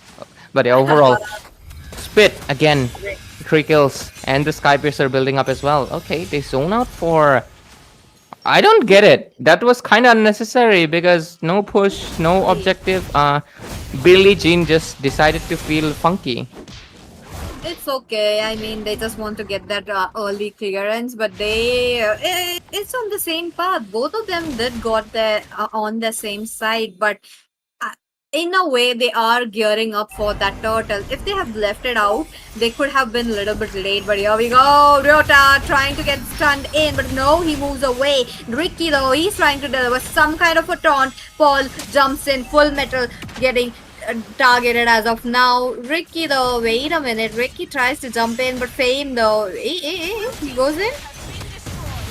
Okay, he goes in, and Farsa with the Federer strike as well gets taken down immediately by Ryota. But overall, the turtle fight still goes on strong, and Full Metal gets it again. Again, Full Metal with the perfect retribution. Josie does get the kill though. Spit being a little bit in a dicey position. The Flask of Oasis really helped it out, but Ito went in. Full Metal looking quite low. Betoski's Faith Child with the guiding wins as well. Now he did save up. The Flask is really saving them. Of course, that's the power of a healer, and that's why you pick up one man. Come on, but overall, Billie Jean back again on trouble, gets taken down immediately. There we go. That's true. And on to the other hand, mid lane will be taken down. Now that's definitely a news for the side of Team in Heavens, given the fact that mid lane really holds a very important position. If they don't get it, it's a problem. Now that the jungle area is all open for that Lucas, I think they will be. Fame already on that Hilda is in their jungle area. He is not, okay, but wait a minute. Frost goes in. He does deliver that damage, but Spit moves away with a sliver of HP. One more shot, Rhapsody. So another Rhapsody, but the Death Sonata is there right on point. He has the damage, but if the follow-up would have been there, he wouldn't have went down. Yeah, so far the follow-up has been okay. We have a fun fact. Gotot Kacha soaks up damage and dishes it back. Yeah, he's basically like an Uno reverse. But overall, 8-7 score so far. This game is a lot more neck to neck than the previous one. And Gotot, just as we speak of him, he wants to go in. You're talking about the stance coming in from this. Josie jumps in with a Lucas though. The Unleash the Beast is there. Betoski's Faith Fight, the first man to fall down. Ito dealing so much damage. Let's not forget he is on that Granger dealing damage. Spit will be taken down. Full Metal trying to be the next, and this is what I was talking about. Pretzel Brad doing nothing, and he will be taken. 4% for 1. Ito is really comfortable on the down force. Yeah, Ito is doing much better job on the Harith this time around, and I understood why he picked up the Harith instead of the Granger. It was like, I want to prove myself that last time around the Harith did not work into the previous time, but hey, this time around it will work because I am like awake. This time around they are doing much better. Okay, the purple secured for themselves, and they are gonna go for the Lord as well. Right now, I think this Lord will go uncontested. Armageddon really going in strong. The score is 9-11, but Glue goes in. Give any Team in Heavens to go and take the Lord. They themselves take it away. Now that the pressure is there in the minion lane, Ito has to go back. But you're talking about Granger getting caught in the team fights a lot. Late game especially, because not the late game, I mean the mid game, because it's quite important that Spit really positions himself, given the fact that he is the carry for the team. Him as well as the Matilda are just kind of a little bit aggressive, but here we go. Team Armageddon Esports are really keen on taking down turrets for themselves. It's a good thing. It's sweeping up all the tier 2s, and bottom lane will be targeted very soon, but finally we are looking at a lanes getting synced. Yeah, the Lord marching in from the mid lane right now, and they can go in for a possible engage, but that shield really helped them to buy out a little bit more time overall. 9-for-12 score, and the goal lead is around 6K. Yeah, 6K overall. But let's see. Armageddon, they still haven't exactly 100% secured the game into their hands because, of course, any second, just like that day, Tartarus twisted the game around at the last second. Anything is possible. A full man wipeout can basically change the pace of the game, and I feel like In Heaven is capable of it. But let's see. So far, just like I mentioned, Spit is getting caught a lot. So overall, let's see.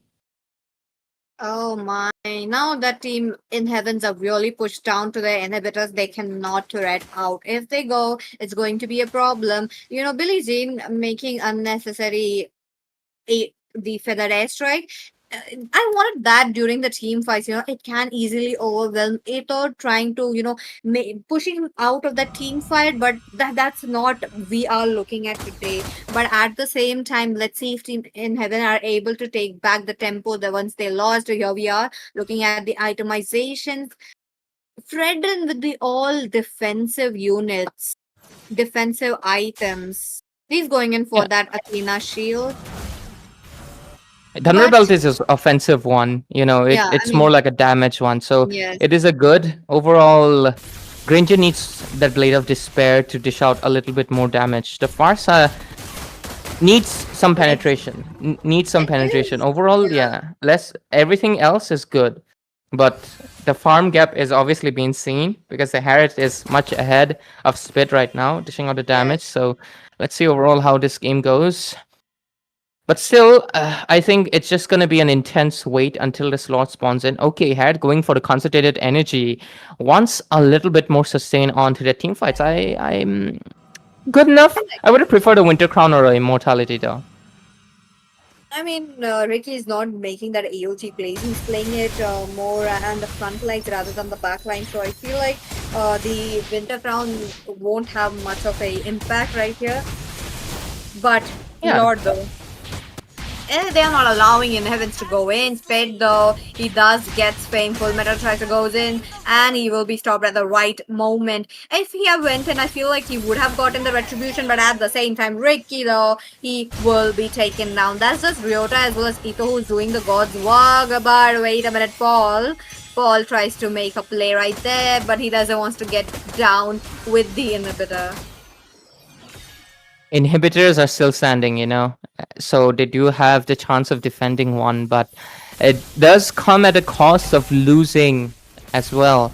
So that basically means their base is gonna get exposed out. Maybe they might even lose the bottom one as well because Armageddon is eyeing it a lot. But so far, let's look at the goal lead. It's 6,000 into the hands of In Heaven, and overall, I just feel like this is this has a good chance of a good defense. But let's see. Maybe In Heaven commits heavily to it because they're letting the Lord go really ahead. But let's see though. Going inside.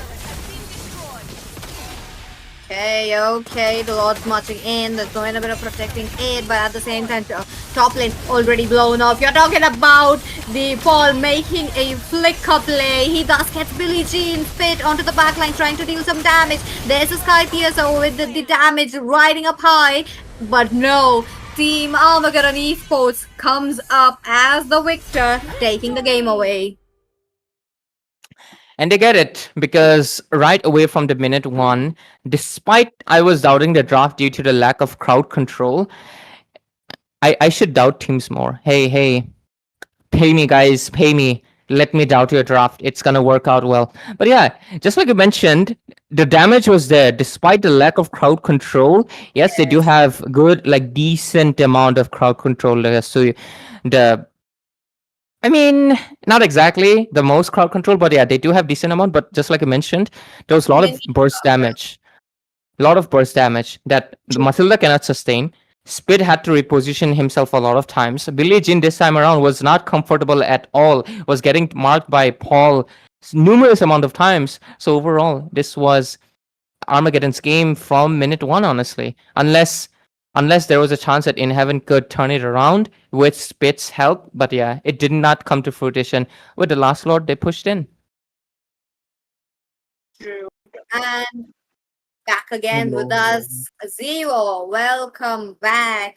how was the game? Armageddon Esports coming up as the victor.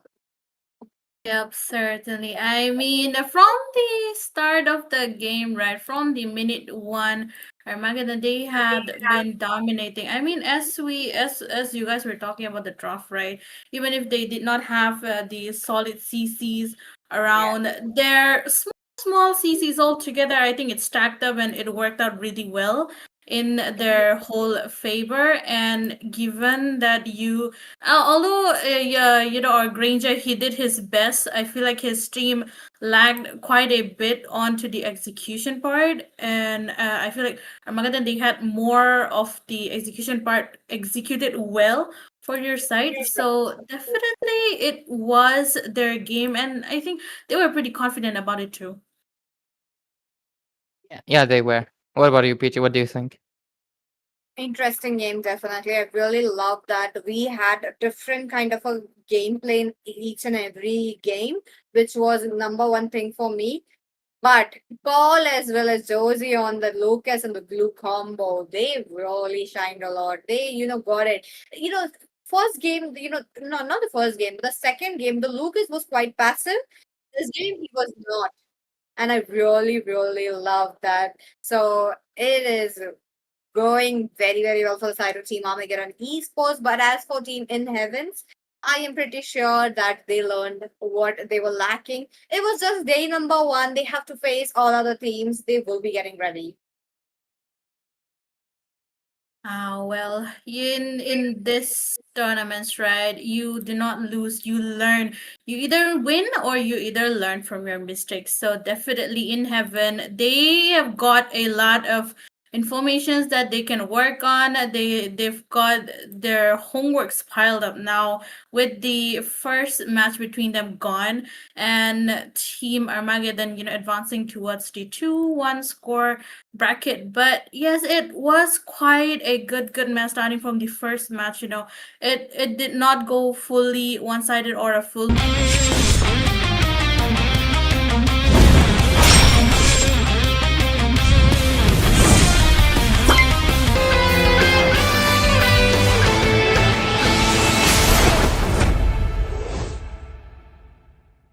ये तारा इनको बहुत ज्यादा दिक्कत देने वाला है। थोड़ा सा फिर से यहाँ पर लौट आएंगे, अंदर जाएंगे perfect.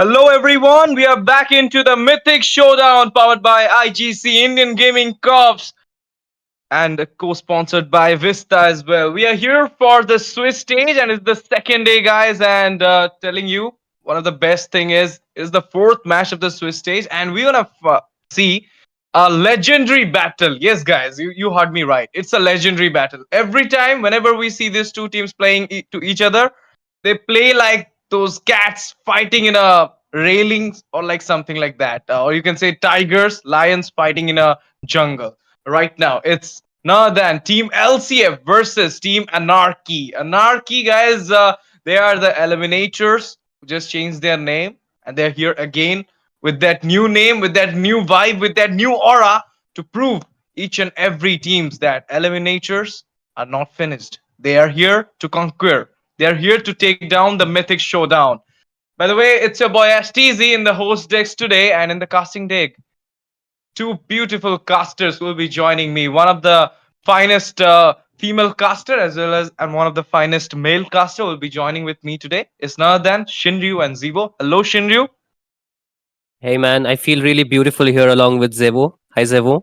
And of course, Ash mentioned one thing, like, we have a new name for Team Eliminator, but he did not mention one fact, isn't it, Zevo? Why didn't you take it over?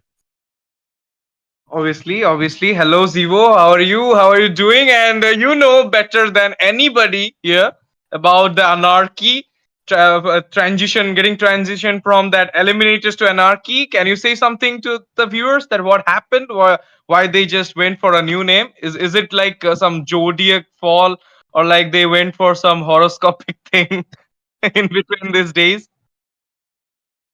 Oh, well, Ash, it is just the flow of time. I mean, new name, a little bit change in the lineup for that boost of game and aura.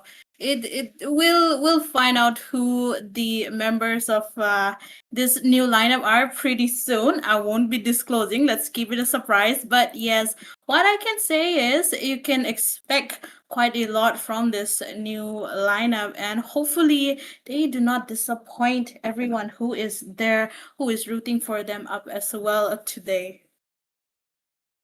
Okay, let's see how it goes, because all of these two teams are literally in the top four of White Feathers Arcadia. And right now they are here again. They are the Mythic Leaderboard teams.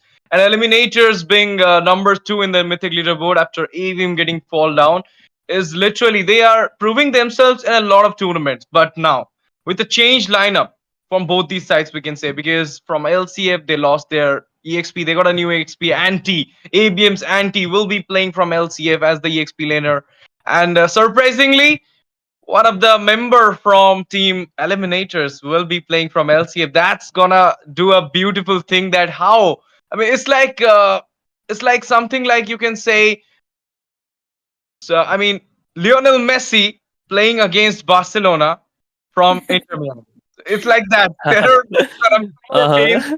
Eliminators uh, from LCM. No, it's like, it's something like, I can't even say it how it goes for him. I mean, it's really feels very. I mean, how you gonna feel? I'm not sure about it, because his old friends will be there in the opponent side, and he'll be clicking on them. He'll be going on them. He'll be taking their kills, because he's one of the ghost jungler. I always say. I mean, his gameplay is just like a ghost. Whenever you see, he will be playing so fine. Shinryu, what do you think? Will it affect Sailor Moon, or he will be just as professional as he is? Man, I love the way you put that. Like Lionel Messi versus Barcelona. Man, that sounds great. But again, yes, Rar Moon is known for his amazing speed of jungling, and also like the way he plays is really, like you mentioned, as a ghost jungler, right? And I feel the fact that he knows his team members so well will also give him the tools, the capabilities to know how they will maneuver around the map. But it also goes vice versa, right? He is facing his teammates, so his teammates also know how he plays. So it's going to be really back and forth to see how well they can counter one another. But again, Team LCF are no new names. You mentioned they have been in the top four of White Feather Arcadia as well as the Mythic Leaderboard. So I think we should expect the best of the games. And what I love the most about the Swiss stage is the fact that this is not a best of one. This is going to be a best of three matches. So we're going to see back-to-back action, right? And talking about action, we are rightfully moving into the drafting stage. So yeah, back to you, Ash. What do you think? Like, which heroes will be prio for this draft? I think, I mean, a lot of, you can say, lineup has been changed. So there will be a new ban also. And we're going to see some pretty same bans in the draft section for that meta heroes like Kalea, Lucas, this type of heroes. And Lucas is a favorite hero of Sailor Moon as well. But Johan being there, I mean, you can say they just kind of swap things. Zohan was a Lakshmi Chit Fund player, LCS player. Sarah Moon was of Eliminators. They just swapped their hand. They just gave one tail beast towards the side of Leaf Village and one tail beast towards the side of Sand Village. It's like that. And now it's kind of very, I mean, you can say, very aura farming thing from both these sides, that how they're gonna click it with their new lineups, which I was talking about. Now we're gonna see a Hayabusa and a Kimi will be taken out from both these sides. Zebo, what do you think? What will be coming up next? And this Kimi ban, Are you sure about it because of the meta, or it's like she's a problem? A Kimi been targeted towards either Crisis or Bit, right? Although Crisis plays Kimi a bit more, I think Kimi has been quite useless in the gold lane. But yes, definitely that Hayabusa ban for our Seramun here, a respect ban coming in for him. But knowing that both the teams know each other pretty well and their members get exchanged a bit here and there, I think they would probably see through almost every one of their tactics right now. But aside from the respect bands like Chip or the Matilda or the Kalea that we have from Picked Off, which is Art, they just know each other too well. They might just have quite the advantage for both the teams up. It's kind of head on neck to neck battle right now for both of them. But yes, Granger for there we go. The chip target ban is definitely there. Obviously, I mean, name got changed, but the fear of art will never be changed by anybody because his chip is something which is Mhm. known by each and every village, each and every states of India, each and every esports team of MLBB know that it's one of the team, I mean, one of the player who plays chip so well that you need to ban it. You need to take it out from his hand. But right now, we're gonna see a Matilda ban from Anarchy side, and the Hayabusa also a respect to the respect. But right now, the last ban from Lakshmi Chitfund, Shinryu, what do you think it will be? I feel like something to the EXP, maybe perhaps a Badang or maybe a Garud Kacha can work well. But again, you know, target span is something these teams would like to go for. Again, like you mentioned, it's criminal to give a picked off that chip, of course, and so is giving Hayabusa to Sarar Moon because he's so fast on his jungling speed already, and giving a hero that can give him so much mobility is really so difficult to counter against. But I feel what really questions me is the fact how well the synergy will be among the members of Lakshmi Cheat Fund right now. Oh, look at that! They are finally banning the Kalea, so something to the EXP, also to the Roam. So I feel that's a good end to the banning section. But again, the picks are a lot of heroes open. The Lucas is still open, and I feel if they want here, Johan can pick that hero off. It can also be flexed to the EXP. So what do you think? Obviously, I mean, a lot of, they can flex it for sure. But the thing is, I mean, Zohan and Seramun, both of them are capable of playing utility as well as assassin jungler. And nowadays, we do see a lot of utility picks going on. Basha, Fedrin being again into the meta, not only in Indian but on also in NA server as well as in PH, Indonesia, everywhere you will see those utility coming back because in next season we're gonna see the fighters meta coming back into the action. So that's the main reason people are opting the utility jungler, and also support meta is going on. So I mean, it's like a cherry on top of cake. But right now we're gonna see a Phobius pick coming out from the side of Anarchy. That means Harith may be coming from them as well because Crisis is playing over there. What do you think, Zivo? Are we gonna see the Phobius Harith combo? Oh, yes, certainly. I mean, with the phobia secured by the side of Team Anarchy, right? They could definitely log on to the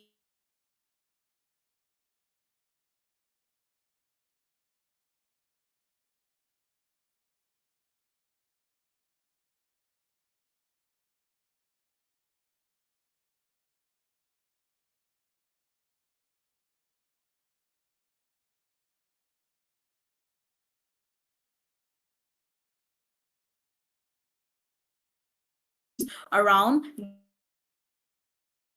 They are very well aware of each other, but yes, they do not go for the Lucas. They go for the Natan with the Basha out there. So definitely, I think this is the first time that we're seeing a Natan in this tournament as of now.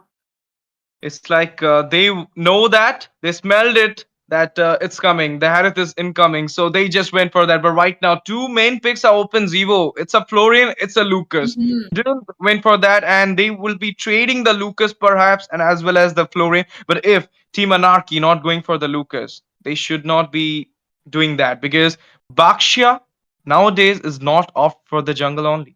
It's going for the EXP, it's going for the roam as well. But right now, we're gonna see the Harrod Phobias, the OG combo again back. If you can't give the counter to anybody, just take it as yourself and just be free. That's what they do. Anarchy going with the Phobius as well as with the Harith, and the Joy will be there onto the hand of Johan. So our Hayabusa is being banned. Joy will don't have any threats at this point, and there you go. Lucas being into the pick section of Lakshmi Chit Fund, as I was saying. So now a question for Shinryu. Shinryu, what do you think? Bakshia onto the Roam or onto the EXP? I feel why not into the jungle, because it can actually give the mobility to the jungler as well to match the speed of the Joy. So I feel that can also work, but like you mentioned, it can be a flex pick once again. What interests me is the fact what will they pick into the mid lane, because they have two chunky frontliners, right? They have the Bakshia, they have the Lucas, right? But what do they put? Like, do they go for more slowdown? Do they go for more burst, or do they go for some CC kind of mage? Because there's a lot of options that is open right now. You can see they instantly ban off the Valentina, so they do not want their Lucas to be counter out, right? And I feel they might just want to even chunk down the selection of to the mage a little bit more, because they need some kind of pressure onto the mid lane. Because even if they don't use another hero into the mid lane as the jungler, they need something with which they can actually get the zone control, which they can actually match the pace with what the other team is trying to do. Like you can see, they're banning out the mages even furthermore. So I feel they need something to just balance out their draft at this point, because they have a lot of tankiness, but something of the damage is definitely necessary for the side of team LCF. And Anarchy definitely playing their cards right, like you mentioned. They got the Harith, they got the counter as well. So at this point, they just need a good set maker, and they're good to go, I feel. Yep, and with this, we're gonna see some Louis ban coming on. That's a respect, as well as Valentina, as you said, it's a good ban.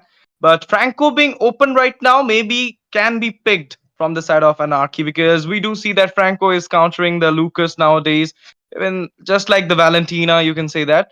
But a lot of mobility when they're in the opponent side, you should go for some stun. So Aurora being open right now can also be picked from the side of Anarchy at this point. Dio, what do you think? Are they going for some stunts right now, or are we gonna see some, bust type mage from the side of Anarchy? I mean, Beat is a good faster player. We all know that.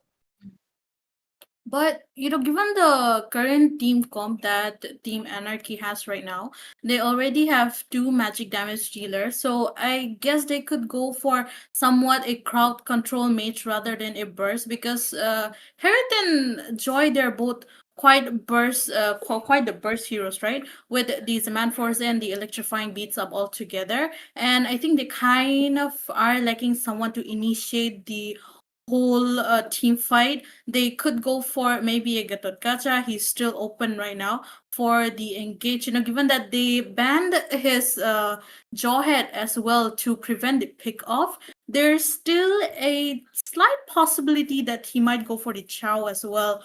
But given the current team comp, I think going for a solid CC would work out quite well with the mage up as well. So definitely quite a magic heavy combo for the side of Team Anarchy right now. And quite safe to say they do not need more damage as of now.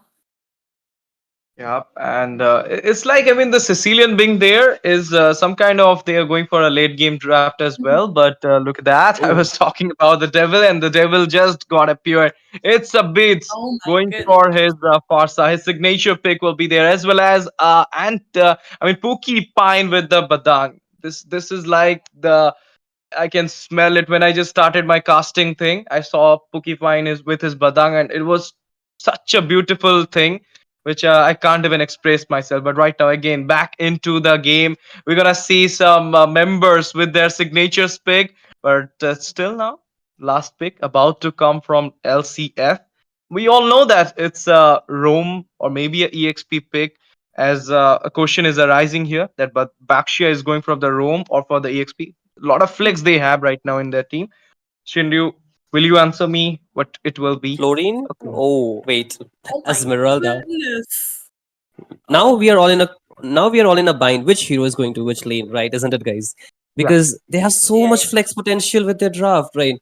They have the Sarar Moon on the Lucas. They have Rudius onto the Baksha, and they have Silver Star onto the Esmeralda. So, damn, that's a lot of flex potential. They can use all the heroes to each and every lane. I am still baffled to know, what heroes are they choosing to which lane. But again, with the drafts being locked, Ash, which draft do you Yeah. think has the upper hand in this game? I feel like it's kind of Anarchy having upper hand draft because they got the mobility jungler. But right now, the match is on. We are here into the Land of Dawn for the second Swiss stage match between Team LCF versus Team Anarchy. So, casters, please take off. Take it away, we should. Thank you so much, Ashkidi, for being with us. So, back to the game, right, Shinryu. It is us which is going to be bringing you the thrill of the match right now. But it does seem like Esme is on to the EXP while Baksha is on the roam. And that was kind of something that I was thinking around. But, it is just the poking games that we are going to be seeing a little bit of skirmishes here and there since it's the early phases. But, oh my goodness. Bid is already very low and is forced to use his wings by wings just from the bonk of Rudius on that Baksha, right? Yeah, I mean, that's a lot of poke damage to begin with, right? They have Nodi onto the Sicilian as well, so the poke damage definitely starts off and again on the top lane. Pine taking a lot of damage, I believe. Will he be able to get out?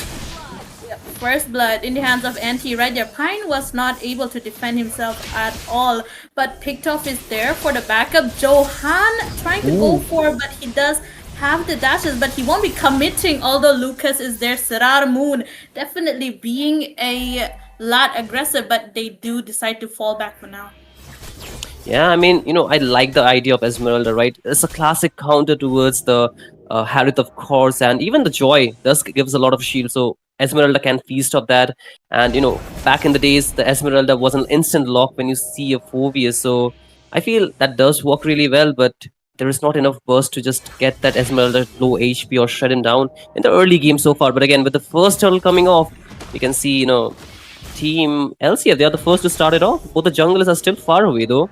Will they contest for it or not is the question, because Anarchy, they do not have much map control yet so far.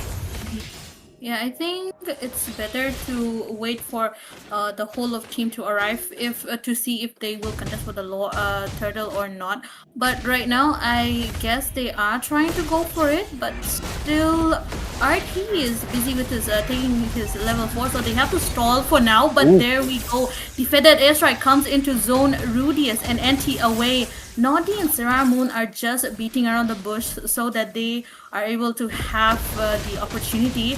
But right now, Sarah Moon has started the turtle. Pictoff is there, hiding in the bush. Might be going for a fist crack combo. There we go. The wall is there. Fist crack, definitely. But they do fall back. Bid is get taken down. It has a Sarah Moon with the turtle and Johan as well. It is not looking great for the side of Team Anarchy right now, but Pine as well gets caught up in middle. His pursuit is definitely not working out, and that is a 0-4 score right now, Ash. Yeah, I mean, yes, and you know what? It was a very big mistake to go without the feather airstrike, not having that, but oh my goodness. Nori, where did you just disappear? He just got vanished just like that, right? He even used the flicker, so I feel like that's a good trade coming off from the mid lane. But again, not having the feather airstrike definitely was a nail in the coffin for the side of Team Anarchy. They just bit more than they can chew, and Bit definitely got punished out there. But I think their main focus should be the goal lane. That's where the entire game is going to be controlled after, because the EXP is just going to be just back and forth. Just both the members just trying to get the wave clears and all. They just not do too much, but again, to the goal lane, they definitely need to put more pressure, because once the Harith goes into the late game, that's going to be a problem. But again, an off-camera pick coming there. Yeah, Bid has to fall out in the hands of Siramun. Flicker gets baited out from Pictoff, but double kill. Siramun is not going easy on his former friends right now. Rather, he's going more hard, but Johan goes for Nodi here with the electrifying beats. It does not get to burst him down as he is alone with 3 people around him. So definitely Team Anarchy, they have to play it a little bit more safe and get their farm up so that they are able to burst them down. I feel like they need to be a little bit more patient, Definitely, but talking about patience, but I think so. Sararmun is not patient yet. No. Picktop was not patient enough. He had to just go and jump in between 4 people, giving Seramun more and more farm. I think that's gonna be a problem because if you give a Lucas early game snowball, it is gonna be stacking up more and more. So, they have to be more careful. Yeah, and this is gonna be problem because the goal lead is slowly shifting towards the side of Team LCF, and they cannot pull much things. Even if they want, Anarchy needs to play on the defensive for a while longer. As you can see, Rudy is going for a 1v1 against Pine, and Pine is just gonna use that Infernal Pursuit just to sustain a little bit longer. But again, I was talking about the goal lane. As you can see, they're putting in a lot of pressure. They're cutting the waves and trying to push it in right now. Yep, Crisis is in a crisis right now, but oh my goodness, a flicker from Nathan gets away with his entropy. Backline once again, Bit gets caught up with that Farsa, not being able to get away at all. Picked off, gets taken out in the hands of Anti, followed up by Crisis. Continues double kill coming in from Seramun, but oh my goodness, Noddy does get taken down in the hands of Johan. Might be going for Seramun there with the beats and the flash. Yes, gets a shutdown. That is a double in the hands of Johan. Anti is caught up between 2 people, but he is trying his best to survive out here. Has to pop out the ult with the constant shield coming in. He survives that 2 versus 1, and Johan has to give up, but he's not giving up now because Anti might be able to get bursted down, but no, oh my goodness, Rudy is there for the backup. Someone needs to time how long Anti survived that chase though. Yes, definitely, and he bought so much time. As you can see, all the first tier turrets being taken down from the side of Team Anarchy, and I guess that's where this kind of problems will be bringing up. And there's a quick fact, as you can see, did you know Esmeralda feeds off enemy's defense? Her unique passive allows her to absorb shield and convert them into her own shield, right? So that's what she's been doing this entire game, right? She's been chunking off the shield that the opponents are giving, and that's why she's being able to sustain for so long. Like the Phobius is giving her shield, the Harith is giving her shield, even the Joy is giving her shield. So that's a lot of things to feast off from, and so far you can see the map pressure is definitely being put to the side of Team Anarchy. And right now, even if they have a draft that can give a lot of burst damage, they have to play defensively. They need to get their items and they have to surrender the turtle one after the other, and that's the last turtle of the game given freely to the side of Team LCF. I mean, the only choice that they have is to surrender the turtles and wait for more kills as Johan gets a killing spree. Pine takes on Rudy as well. Johan does get taken down in the hands of Noddy out there, but oh my goodness, a lot of kills exchanged. 2 for 3 trade coming in though, but Silver Star with the entropy out there. Noddy Bit is trying his best to defend the turret, but will be failing. So it is just the 8 minutes, and the map, it's getting painted red by the side of LCF and Anarchy. They are not able to do much as of now. Yeah, I mean, I would love to see the items because I see Silver Star dealing in so much damage because I feel he's already sitting at a good items. You can see, he has completed 2 build and is moving towards the 3rd item. Even Anti has 2 items, so they're quite behind from the side of Team Anarchy. Bit barely completed his 1st item, waiting for that Genius one to come through, and even the Joy is yet to get the holy crystal. Yes, so yeah, I mean, I think there's still time for them to come online before they can deal enough damage, and right now they can definitely take advantage of the lead they have to go in and push some more turrets, because I feel the next lot contention is gonna be the point where I think Team Anarchy is gonna take in more aggression. But right now Rudy is taking a lot of damage, still surviving, and they're forced to just get backed off as they will try to push the top tier 2nd turret. And I feel this is gonna put even more pressure to the buffs and the jungle of Team Anarchy at this point. Yeah, certainly a lot of pressure coming in towards the side because Team LCF, they are being a lot aggressive. And oh my goodness, just got picked up by 4 people out there. And was not a good choice to go around that front, but oh my goodness, Anti just jumping into the turret, diving. Crisis gets taken down, securing a double in his hands. Pine trying his best to go for an engage, but there is no one. Johan, on the other hand, does bait out entropy from our Nathan, but oh, Pine decides to commit. Silver Star caught really low, but flickers away. Pine gets taken down though. But yes, Anti does fall down, but it is not a good trade as a team LCF. They are taking the Lord, and I don't think they can contest for it at all.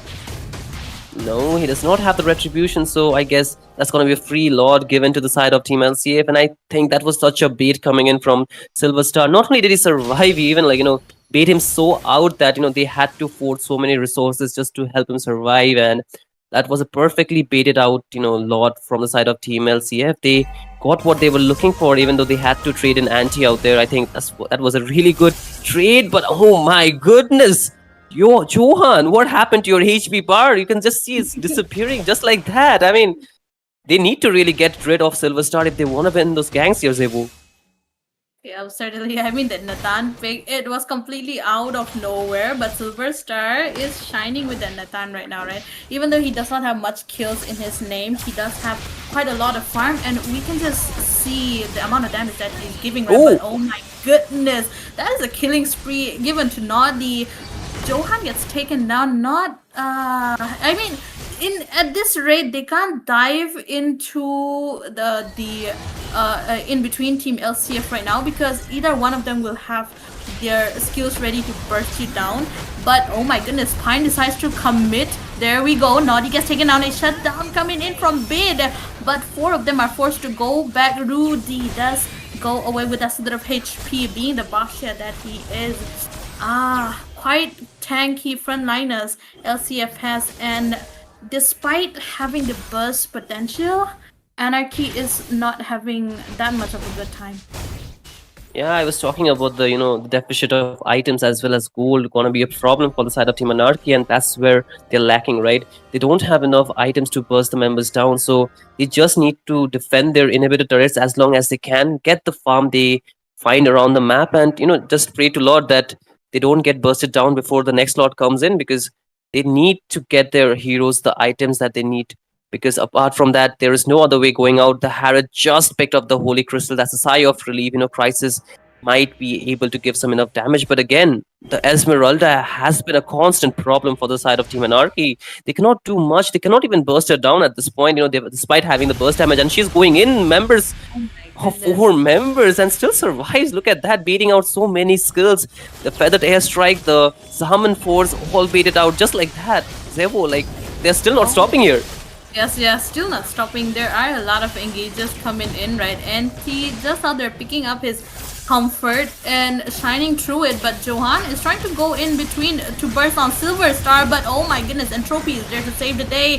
But Feathered Airstrike, no, flickers out away, but a lot of people down, a lot of HPs down, picked off, gets taken out in the hands of Nodi out there, but Crisis just secure a kill onto Anti, might be going for more as we see Rudy gets taken down as well. Now this Anarchy, they are having a clapback moment because Crisis, he did get his power spike, same with Farsa up as well. So the question is, will they contest for the Lord? But oh my goodness, Pine, one wrong move, that is an overextension coming in and he gets punished for it. Yeah, and to answer your question, I don't think so they can anymore. Without the frontliner, it's going to be really difficult, right?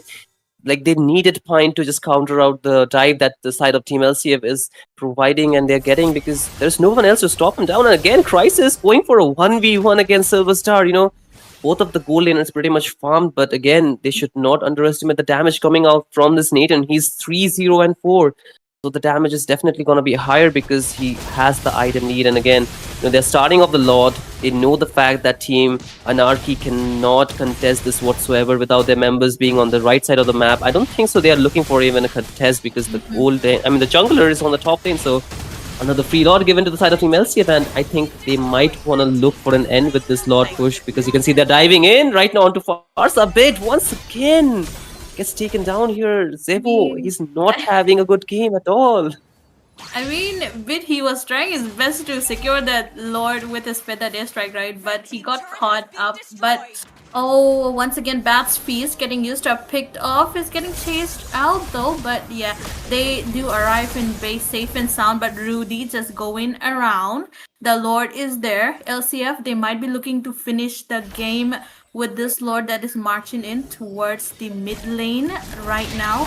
And okay, Bit is about to spawn in, so they might have a chance in defending the Lord right now. But Johan goes in with the entropy, Silver Star. Oh my goodness, Crisis gets taken down onto the back line, but Seramoon gets out by picked off Pine once again. Quite up ahead of his team, gets taken down in the hands of Silver Star right there, but picked off, shut down, coming in. That is a double kill. The Lord gets taken down as well, but Johan will be falling as 3 versus. This is now 1 versus 3 happening, but Pickoff is trying his best not to get away, but a full wipeout and the first match going in the hands of Team LCF.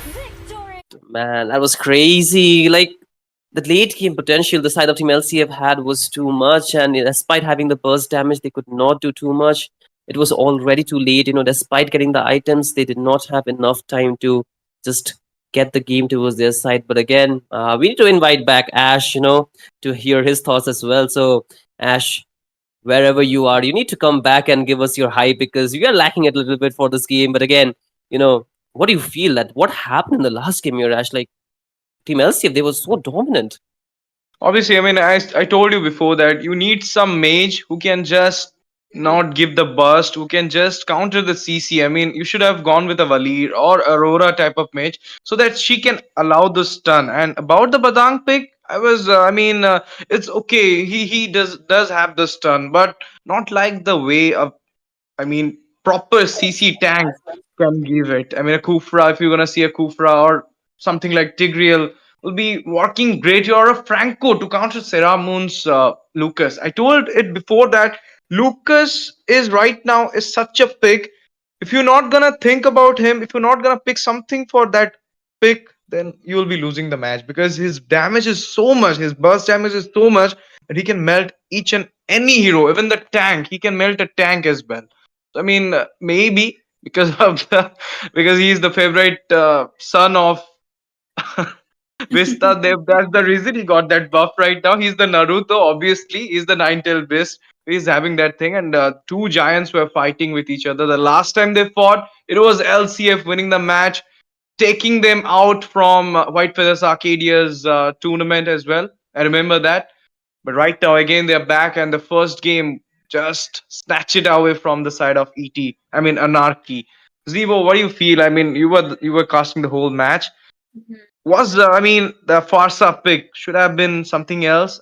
Maybe a Jukshin over here so that counter the utility jungler. Yeah, a Zushin would have worked out quite well because they already had 2 magic up ahead. That would be the Joy and the Herald together.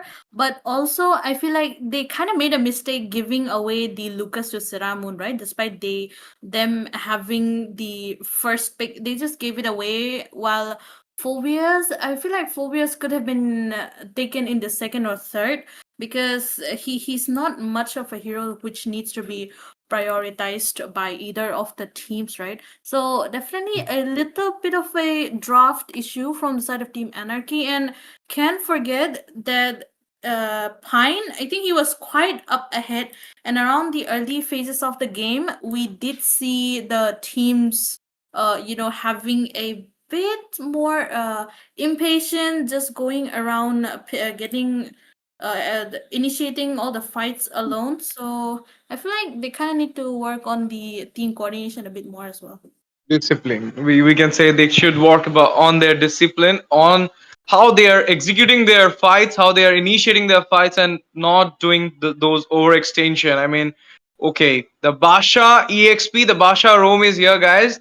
When it was not anywhere since Basha got released, it was always opting in the jungle when Wise started it, and then we saw it in the Mobazin's hand, then we saw it in Fabian's hand. A lot of players, esports players, just went for a Basha jungler. But nowadays, when the Basha EXP and Rome started, just because of the anti-heal, it was totally perfect. Shindu, what do you think?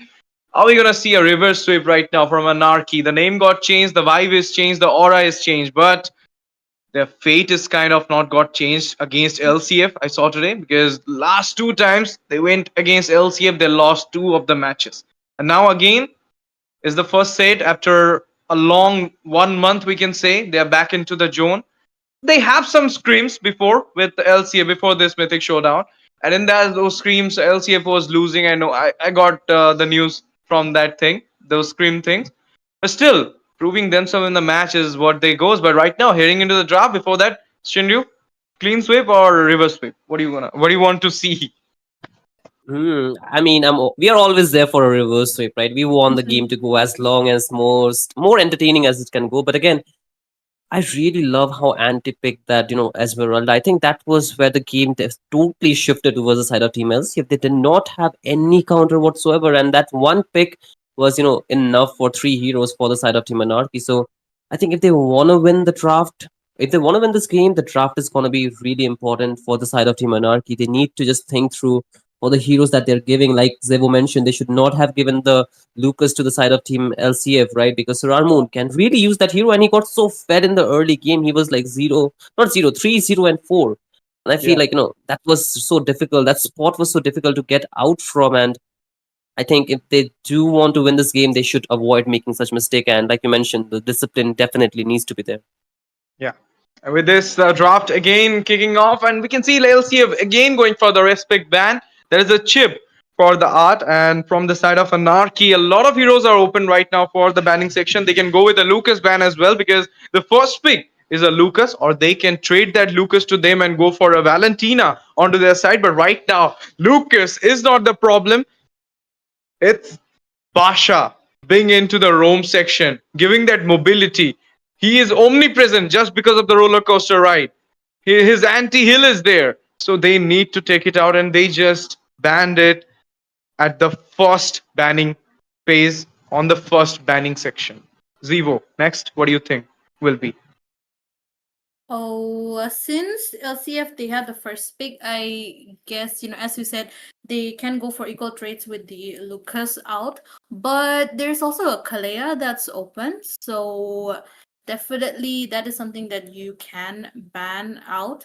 And aside from those, I think Esmeralda, right? The way they picked up the how he picked up Asme, I feel like she basically just countered almost all the heroes from the side of Team Anarchy. Harith had shield, Badang had shield. Almost all of them were quite unstoppable. Quite the fodder for that Esmeralda. So I think they kind of need to watch out for Anti this time. Hopefully, pick something that they can, supposedly counter. But then again, prioritize the first picks or the initial picks that you have, because I think that Phobia's first pick was also quite a bad idea, given that there were a lot of heroes that you could have prioritized. I mean, in their mind, if you're gonna see, they have a Harith in their mind. So the Phobius pick was obvious. I mean, if they would have gone with the Harith, so the Phobius would have traded to LCF side. It would have been a great loss to them, because I mean, the Phobius being the counter of the Harith and also can disrupt their backline.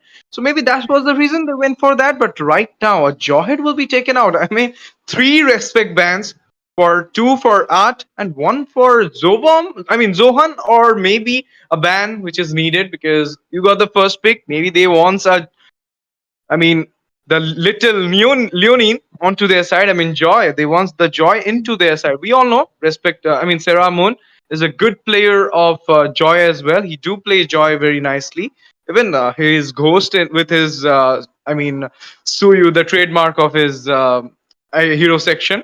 But Joy also works fine for him. So maybe that's the reason they want the Joy into their side. But right now, Kalea being open is a great trade for Anarchy. If they are not going with that Kalea ban, if they will go for the Kimi ban at this point, I'm not sure. They will be going with the Lucas ban. Kalea open right now. Shinryu, what do you think? Kalea or Kimi? I would prefer Kalea, because Picktoff can use that hero much better, because he has a really good hero pool when he using those pick-off kind of hero base, right? But again, Kalea can be so well for the draft top Team LCF, because they like to play aggressive, they like to go in, and I feel both Anti as well as Rudy can really use that hero. Given the fact the Bugsy is bad, I think that is the next best hero to have into the roaming or to the EXP section right now. And even the Badang is open, right? If they want, they can go for that hero. The Kimi can be just traded off. I feel, they can go for the Lolita if they want to, can counter out the Kimi sometimes. But no, they will go for the Kimi. They just proved me wrong. So I think that also gives a lot of pressure. But again, they are trading in a lot of good heroes towards the side of Team Anarchy, so they have the option to pick the Kalea here, Ash. Yep, you can say that Kalea was the big option for Lakshmi Chit Fund, but they just traded it to the Anarchy side for the Kimi. That means they are so much confident with their Kimi right now, Kimi pick, because it's a flex pick. It can confuse the opponent side. They will not pick the MM. If they will not pick the MM in the first phase, maybe we're gonna see some waste bans from the side of Team Anarchy, but they will not waste a single time giving out that Kalea to anybody else, and the Kalea will be onto the side of Anarchy. Into the EXP or into the Roam will be known soon. But I think Art will be picking up that Kalea for himself, and a Granger will be there against this Kimi, or maybe against some other heroes, because maybe the Kimi will be into the mid. Irithel will come after the Granger. Let's see how it goes. Zevo, what do you think? What more bans? What more picks we're gonna see now? Because a lot of heroes open, Badang being open right now for the EXP. In jungle, you can see a Joy right now, Hayabusa being banned. Yep, I think Joy is one of the most viable options in the jungle that we have right now, and can't forget the Suyu up as well. So Saramun, he does have two of the top jungle choices right now, or if he would want to go right, he could go for the Julian up as well since it's his comfort pick. But right now we do see a Badang onto the roam, Phobius onto the EXP side. So definitely they can go for a Herit for their side, right? Since they already have the Kimi, they might go for the Kimi mid and a Herit gold because Herit does work well against a Granger or maybe a Moskov out there despite the Irrital being there. So definitely a lot of choices around the marksman, but yes, we do see a glue getting picked up from the side of Team Anarchy right here. Pine, supposedly it is gonna be a glue EXP given the Kalea is already picked out. So definitely this time they are looking to step up their game. You can say both of the teams having a winning lane hero. Both of the teams are having someone who can disrupt the backline. Mostly the initiative hero is a glue being there from the side of Anarchy. They got two initiative hero. There is a Kalea as well as a glue. They can initiate the fight anywhere they are, and that's the main reason they went for those two picks. But how they will initiate, how they will start the fight is the big question. Because the previous one, you told me that it was their bad initiation. It was their wrong pickups time when they went for the fight. So that cost them the whole match. But right now, again, having these two OP initiative heroes, how they gonna channel it out is the biggest question for Anarchy right now. In the banning section, we're gonna see a Faramis and a Jukshin as well. That means Jukshin getting banned is probably giving me a vibe of Fedrin coming into the side of Lakshmi Chitfund at this point, because we all know that whenever Jukshin get bans, a utility jungler is about to get picked. That's maybe the reason they went for that. And Phobius being picked is somehow saying that they can go for the assassin as well, because Phobius has the CC. He can provide it anytime, anywhere. So that may be the reason they can go for a assassin right now. But had it not being in the ban list and Suyu being in the ban list is kind of taking me a thing that Shindu, are we gonna see a Joy right now for sure into the hand of Sarah Moon? That could be a really great possibility. He has a really good hero pool, and at this point, he can pick up the Joy, and so can Johan, right? Johan also likes to use the Joy for himself, and I feel like it can also work well because they have enough, front line. They have enough pick off capability and also some sustain. So they need something to type for the backline. They need someone to target the Kimi, and the Joy can definitely work so well. And the Hayabusa being banned, so that is the next best hero to go for to the backline diving kind of gameplay, the front to back basically. So I feel they should have gone for that hero, but again, they're going for the Farsa instead. So I feel they just want to get some extra bit of range and more poke damage coming in, because along with the Grandeur, the Farsa can work so well. They can just do a very good combo together as well. And talking about the Joy, I think Sarar Moon can go for it at this point because, yeah, like he can also dive the backline pretty easily with that hero. There is no hard CC except for the pick off from the Kalea. That is going to be the Tsunami Slam. And apart from that, there is no one much to stop him down because they need to just use the flicker every time they want to reposition themselves. And I feel that's where the Badang as well as the Phobias can go in. But no way. They are going for different things out here. And I feel like, Zevo and I myself both are surprised, isn't it, Zevo?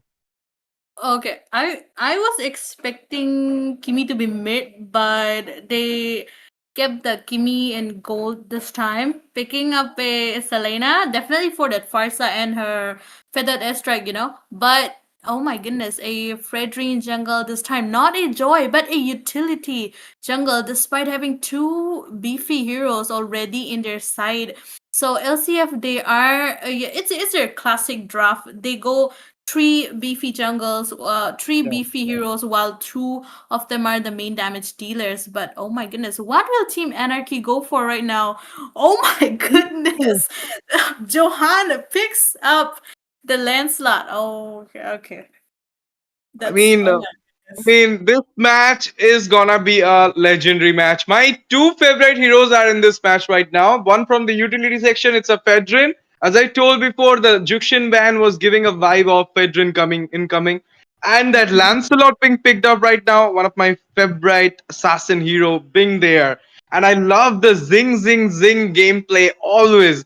How Zohan gonna make it up is the thing I wanna see in this match. And because most importantly, Zivo, this is a do or die set for them and a match point for LCF.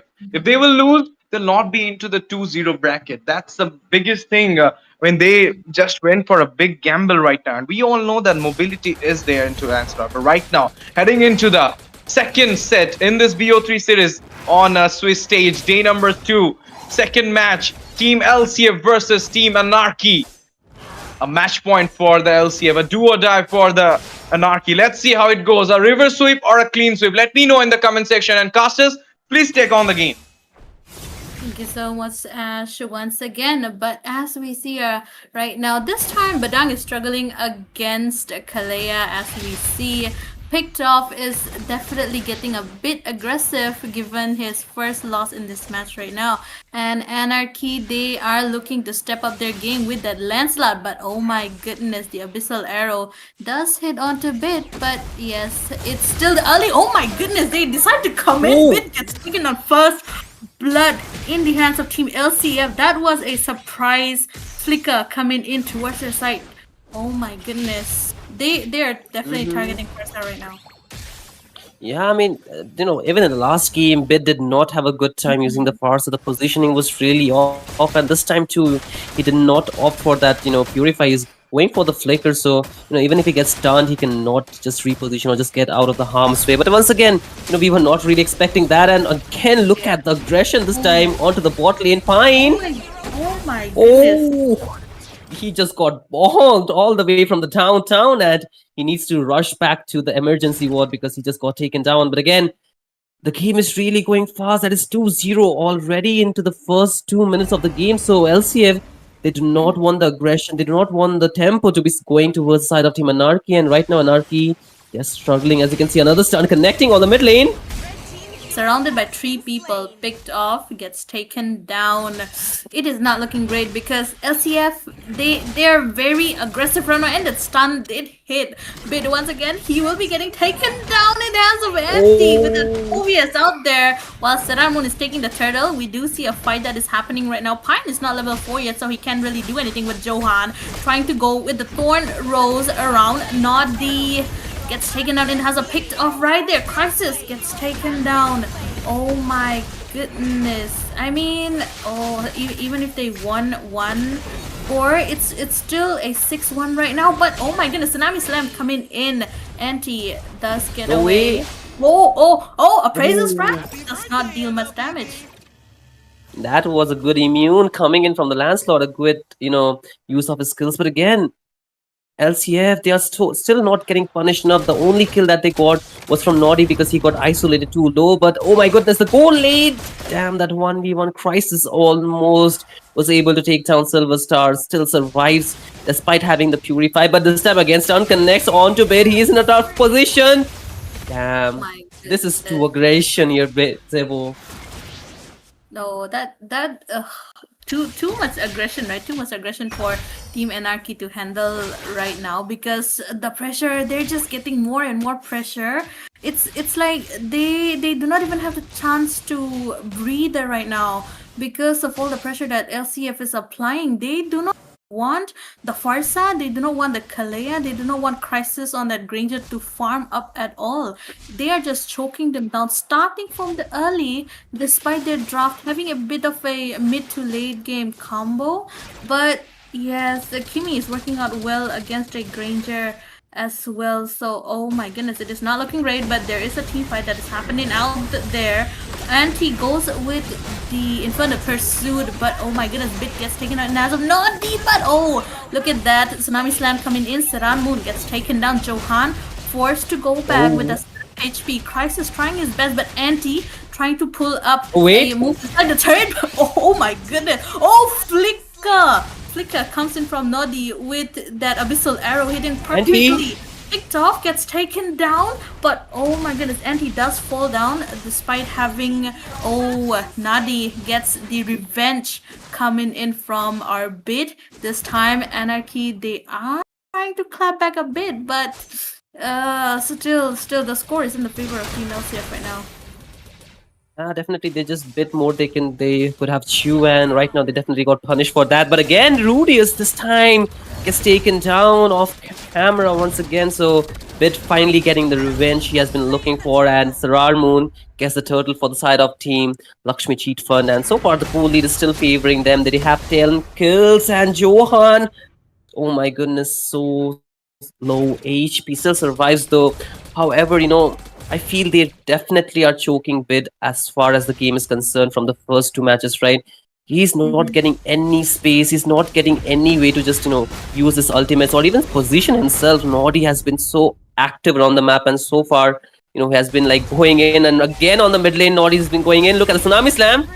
Oh my goodness, Rudy, that was too much of an overextension. Will be forced to give his life away.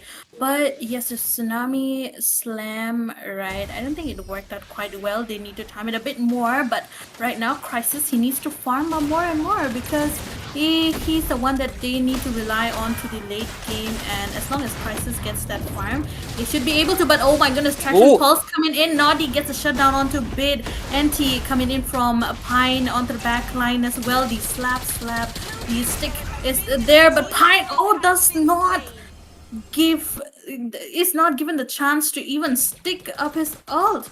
He's just gotta go for consolation, but oh well, there we go. And Harry once again auto picked off, but the Tsunami Slam Rudy gets taken down. Quite a nice combo and timing out there, but Pickoff still trying to go for more. He does not have the backup that is needed, but oh well. 1-for-1 trade coming in from your side once again. Yeah, so far, whatever they have planned for is definitely not working. Anarchy once again on the back foot, have to play defensively. The Farsa pick is not working, but the Selena is definitely doing the work that was they needed to do. The early game is definitely going towards the side of Team LCF because of the Selena being so active around the map, connecting those turns. Again, the turtle being up, Team Anarchy, they're trying to burst it down, but Rudy is going in. Rudy is definitely going in, but Ramon secures the turtle out there. Onto the backline, Bid gets flickered out, but does not survive. He gets taken out in the hands of Selena out there. The Selena pick is definitely working out really well, but Nodi gets a double kill in the hands, gets picked off, gets taken down as well, but the slap coming in from Pine won't be surviving, gets taken down. Now, oh my goodness, the farm is definitely in the favor of Team LCF right now. 3k goal lead in their hands, but the question is, Shinryu, can they have a comeback given the time and the gold that Team Anarchy has right now? It looks really difficult, but nothing is too impossible at this point. They need to buy a lot of time, but I think, at this point, the luck really needs to favor them. Pickoff going in with the Tsunami Slam. Once again, Tsunami Slam out there, but oh my goodness, Anti right in between with the Infernal Pursuit. A lot of heals coming in from Pickoff though, but he gets taken down first and in hands of Kimi. Oh my goodness, once again, a kill for Selena out there. Farsa gets taken down, a double for Silver Star. Crisis does land one kill on to Anti, but is that enough? It is not, because 20-8 score right now in the favor of Team LCF, and the map control in their hands as well. Johan, that Lancelot pick. I mean, if you don't have the farm, I don't think any drop does work, right? Yeah, I mean, despite not being taken down once, he has not been able to do much. He does have one kill, but it's just a consolation prize at this point. And again, like, despite the Farsa having so much high ground control, the Selena pick has nullified all. You saw him doing those, freestyle, and that's when you know that Selena is so confident, going in like that, getting the kill, and also getting out without being punished. So that's definitely a point of worry towards the side of Team Anarchy, and this again, the Lancelot trying to get his buff, but there are Moon. 1 versus 5 situation, definitely in the favor of Team Anarchy right here, right before the Lord. That is not a good sign for Team LCF, but given their goal lead, will they go for contesting the Lord? They do have their jungler out, but oh, look at that, picked off, going for Rudy this time with the flicker combo, gets taken down by the hands of Silver Star. They are forced to go back. Crisis gets taken out in the hands of Selena, gets the unstoppable out there. Anti is getting stuck by glue, but he does land a kill onto Bid. That did not go well. That is an Uno reverse coming in. I mean, they tried to go for the Lord, but they were just overpowered by the side of LCF right now. Oh my goodness, the damage coming in from Kimi is just melting every single person that comes in their way. Yeah, and you asked me if they can come back or not at this point. I think it's really difficult given the fact that Kim is so fed. They need to shut him down. But again, Rudy going in with the big call. Oh wait. Oh, that Tsunami Slam was a waste because Kimi did use his Purify out. So, not a good engage once again. A free Lord for the side of Team LCF right now, completely dominating the whole map in their side. I mean, at this point, if the only thing Anarchy can do right now is defend that Lord and wait for LCF to make a mistake, but it is kind of really hard for them to make a mistake right now because they move around in a swarm, right? They move all together, and given that they have more farm, Anarchy, they're just not able to burst anyone down at all. Yeah, I mean, they lack the farm. They do not have the items, but again, the stuns definitely connect. Look at that. Once again, picked off though, gets away with a sort of HP, but not goes for the flicker. But, oh my goodness, that is a do or die situation coming in from Selena, but that was quite a good one, taking out the roamer away, right? But still, Madara is onto the bottom lane. This might be the final point for the side of Team LCF to end the match. But there are 4 people. Oh my goodness, Pine is getting melted by Silver Star on that Kimi, but Johan tries to go do something, but it does not happen his way, so he will be getting taken down out there. Slap coming in from Blue onto Anti. Traxon Pulse, monster kill given to Kimi out there. Anti gets taken down in the hands of Crisis.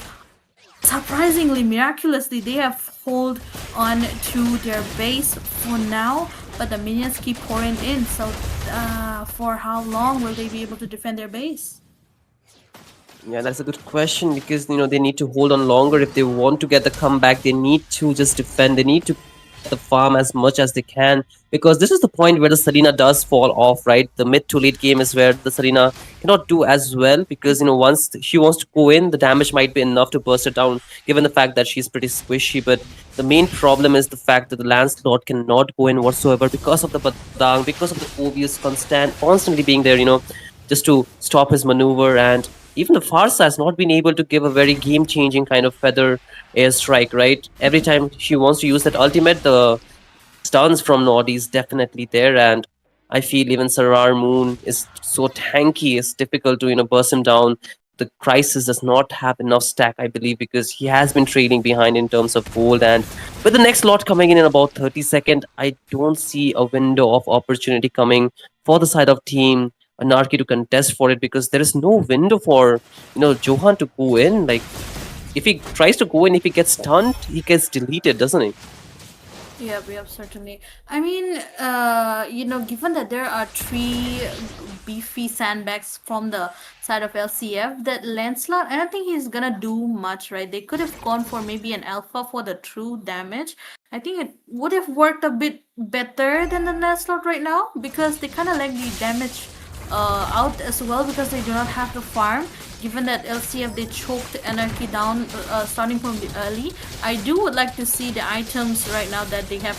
They're probably completed with their whole build. Given that the game is almost up to the late, but right now picked off. Oh Oh, my goodness, a solo kill for Kimi out there with that range gets taken down. Johan is forced to go back up as well, and yep, full build mm-hmm. onto Kimi with that holy crystal. It's gonna hurt quite a lot with the.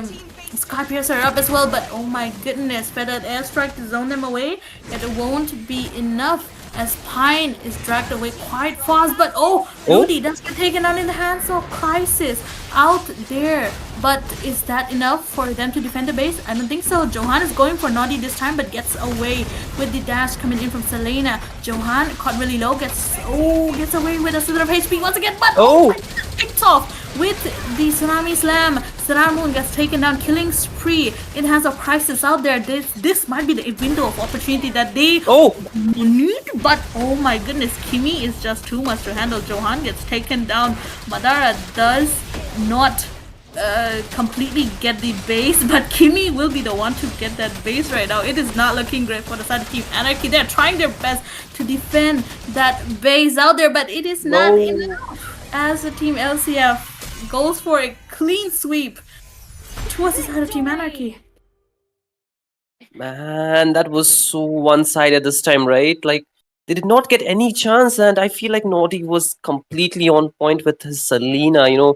8, 3, and 10. I think he played such a wonderful game, and Silver Star he just had to just tap his button all through the game after he was farmed to give the damage. I feel like like the Lancelot pick you talked about was definitely the problem. But again, we need to hear from our host Ash. What does he think went wrong for the side of Team Anarchy in this game? Ash, my brother, what do you think? What happened? What went wrong for the side of Team Anarchy in this game? KDA want to 8 off Zohan with the Lancelot, but here, with when three CC type tanky heroes are in front of you, a Badang who can counter mobility, a Phobius who can counter mobility as well, who is well enough coordinate with some mobility type heroes. He love when mobility type heroes are in front of him, and obviously the Fedrin, one of the greatest counter for mobility.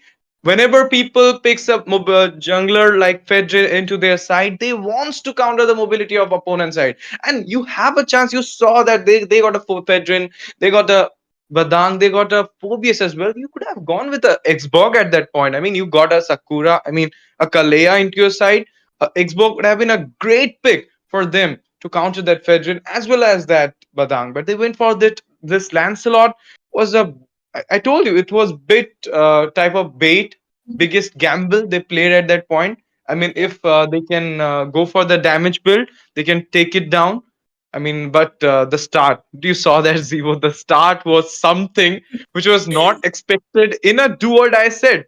It was Mhm. 7-1. The score was 7-1.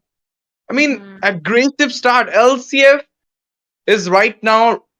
I mean, the last time I told it in the international screams against Bhutan, they're reigning the terror and they're literally doing that. The anti being there with them in the EXP is and Serar Moon in the jungle. LCF right now.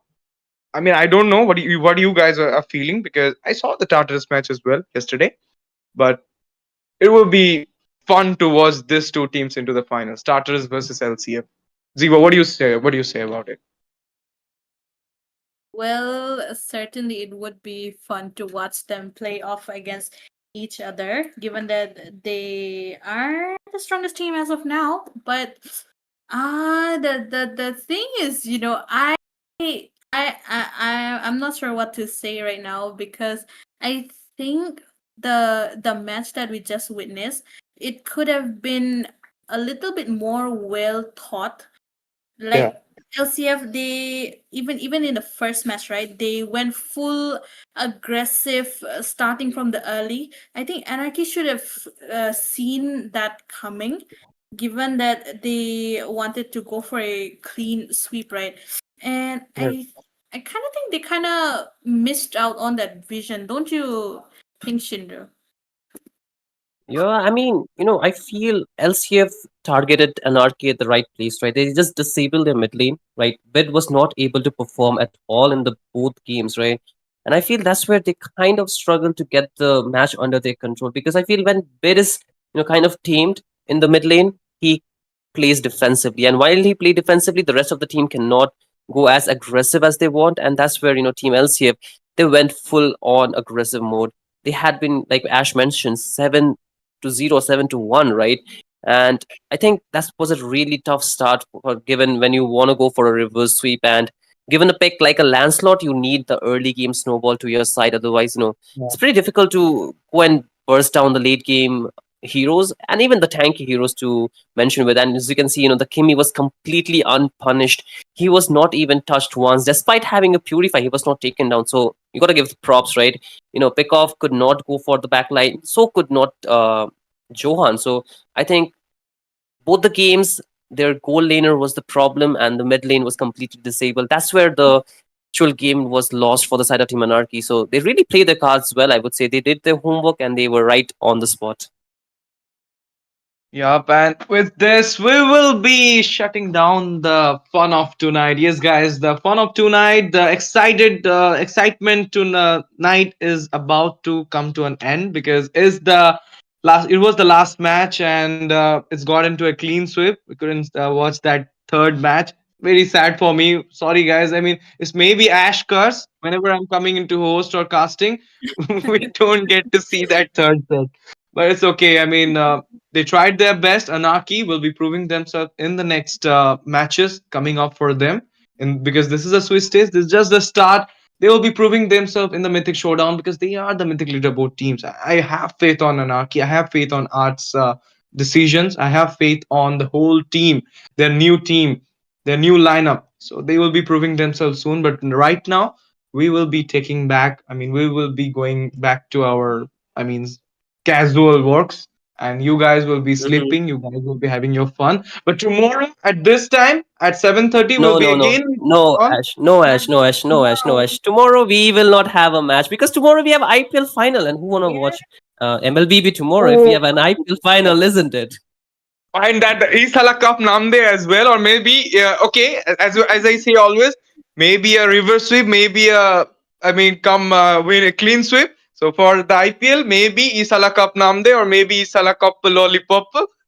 We don't know what Hey, will hey. happen there as well. But so Uh, tomorrow is a holiday. I just forgot to told that.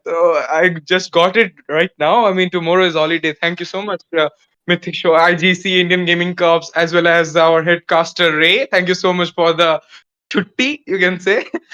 With this, hey. guys, thank you for joining. Thank you for watching, and don't forget to hit the subscribe button, share the stream to your friends because this is India's one of the greatest tournament, Mythic Showdown. Top Indian teams are fighting for their number one and number two spot so that they will be playing some international match powered by, I mean, organized by Vista. So let's see who will be the number one and number two team in the Mythic Showdown, as well as top 8 teams will be just set into the Mythic leaderboard, whoever it may be. I mean, in events right now in the Elite leaderboard, we'll be finishing up at 8th position. We'll be into the Mythic leaderboard and we'll be staying in the number 8 and we'll be having those privileges which Mythic leaderboard teams have. So, guys, this is the fun. This is the game. This is the tournament everybody wants, and it's here right now. So, second day of Swiss Days is off.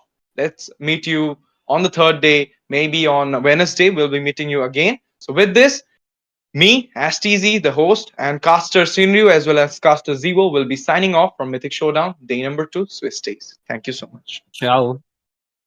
ये सारा इनको बहुत ज्यादा दिक्कत देने वाला है। थोड़ा सा फिर से यहाँ पर लौट आएंगे, अंदर जाएंगे, परफेक्ट